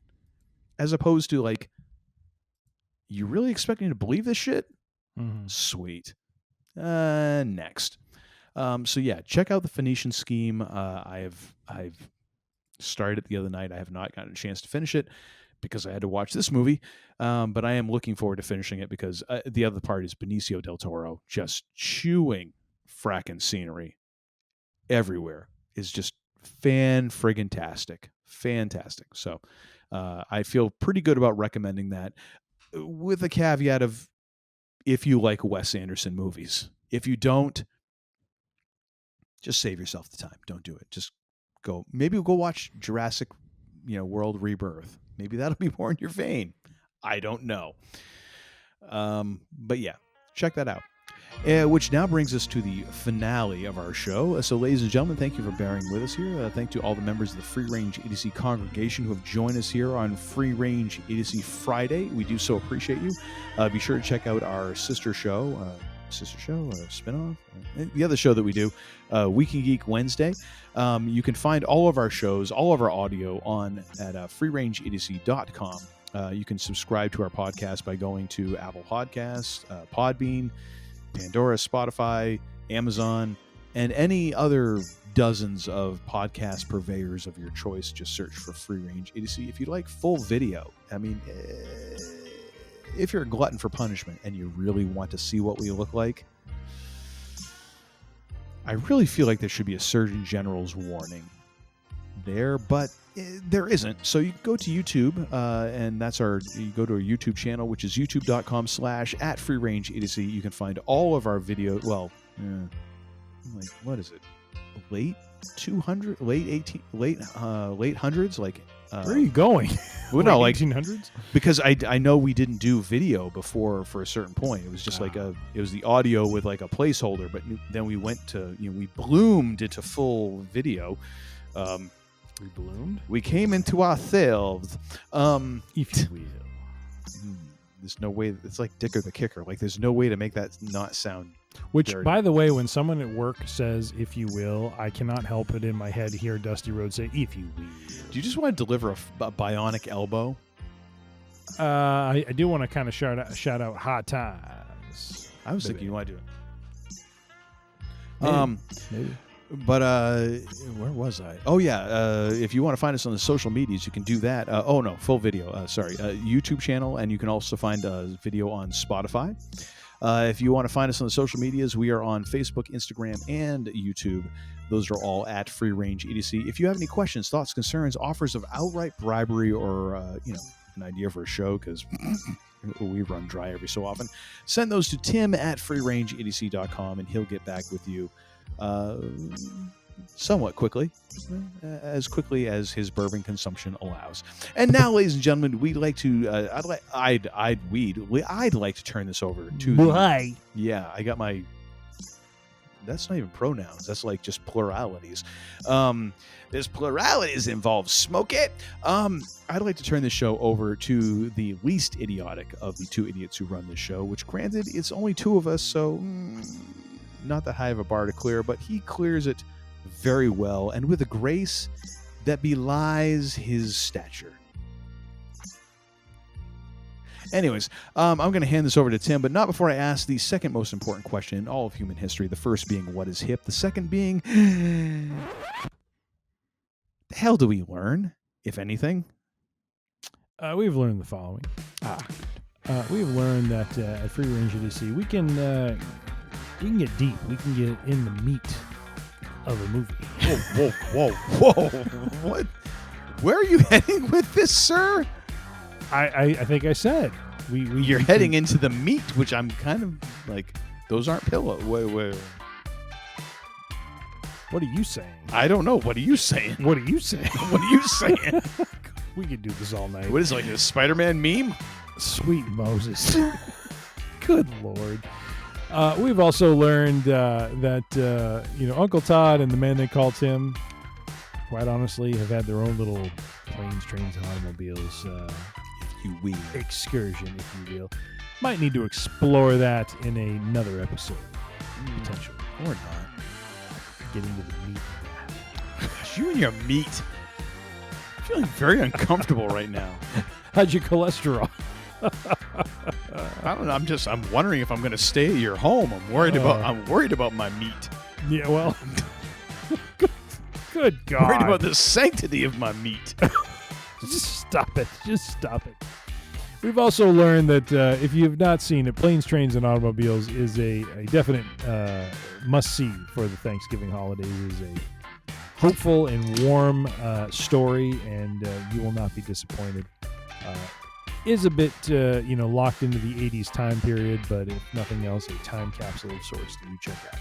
So I would say both of the idiots here on the range would highly recommend it, and do check it out if you have the ability to do so. With all that being said, we've also learned, and this is kind of a carryover from our Week in Geek Wednesday episode, that the man they call Tim may be projected to lose, but will rise above all of that and come out victorious and in sixth place. Whereas Uncle Todd, even though he has victory locked up from the predictions, will still be below the man they call Tim. All that being said, that's all you can do is hit a button that says you're wrong. Well, no, because you talk so much about the meat and then below, I'm a little bit nervous about going any further into this. And speaking of meat, all that being said, finish this show on your own. own. I know. All that being said, we thank you for the listenership. We thank you for partaking in this episode with us. And as we like to close things out here on the range, be safe, be healthy, be kind, be good to one another. You don't have to go home, but you can't stay here. The range is closed for now. See ya! It's like I picked the wrong week to quit drinking. You're such a disappointing pair. I prayed so hard for you. Get out. And don't come back until you've redeemed yourselves.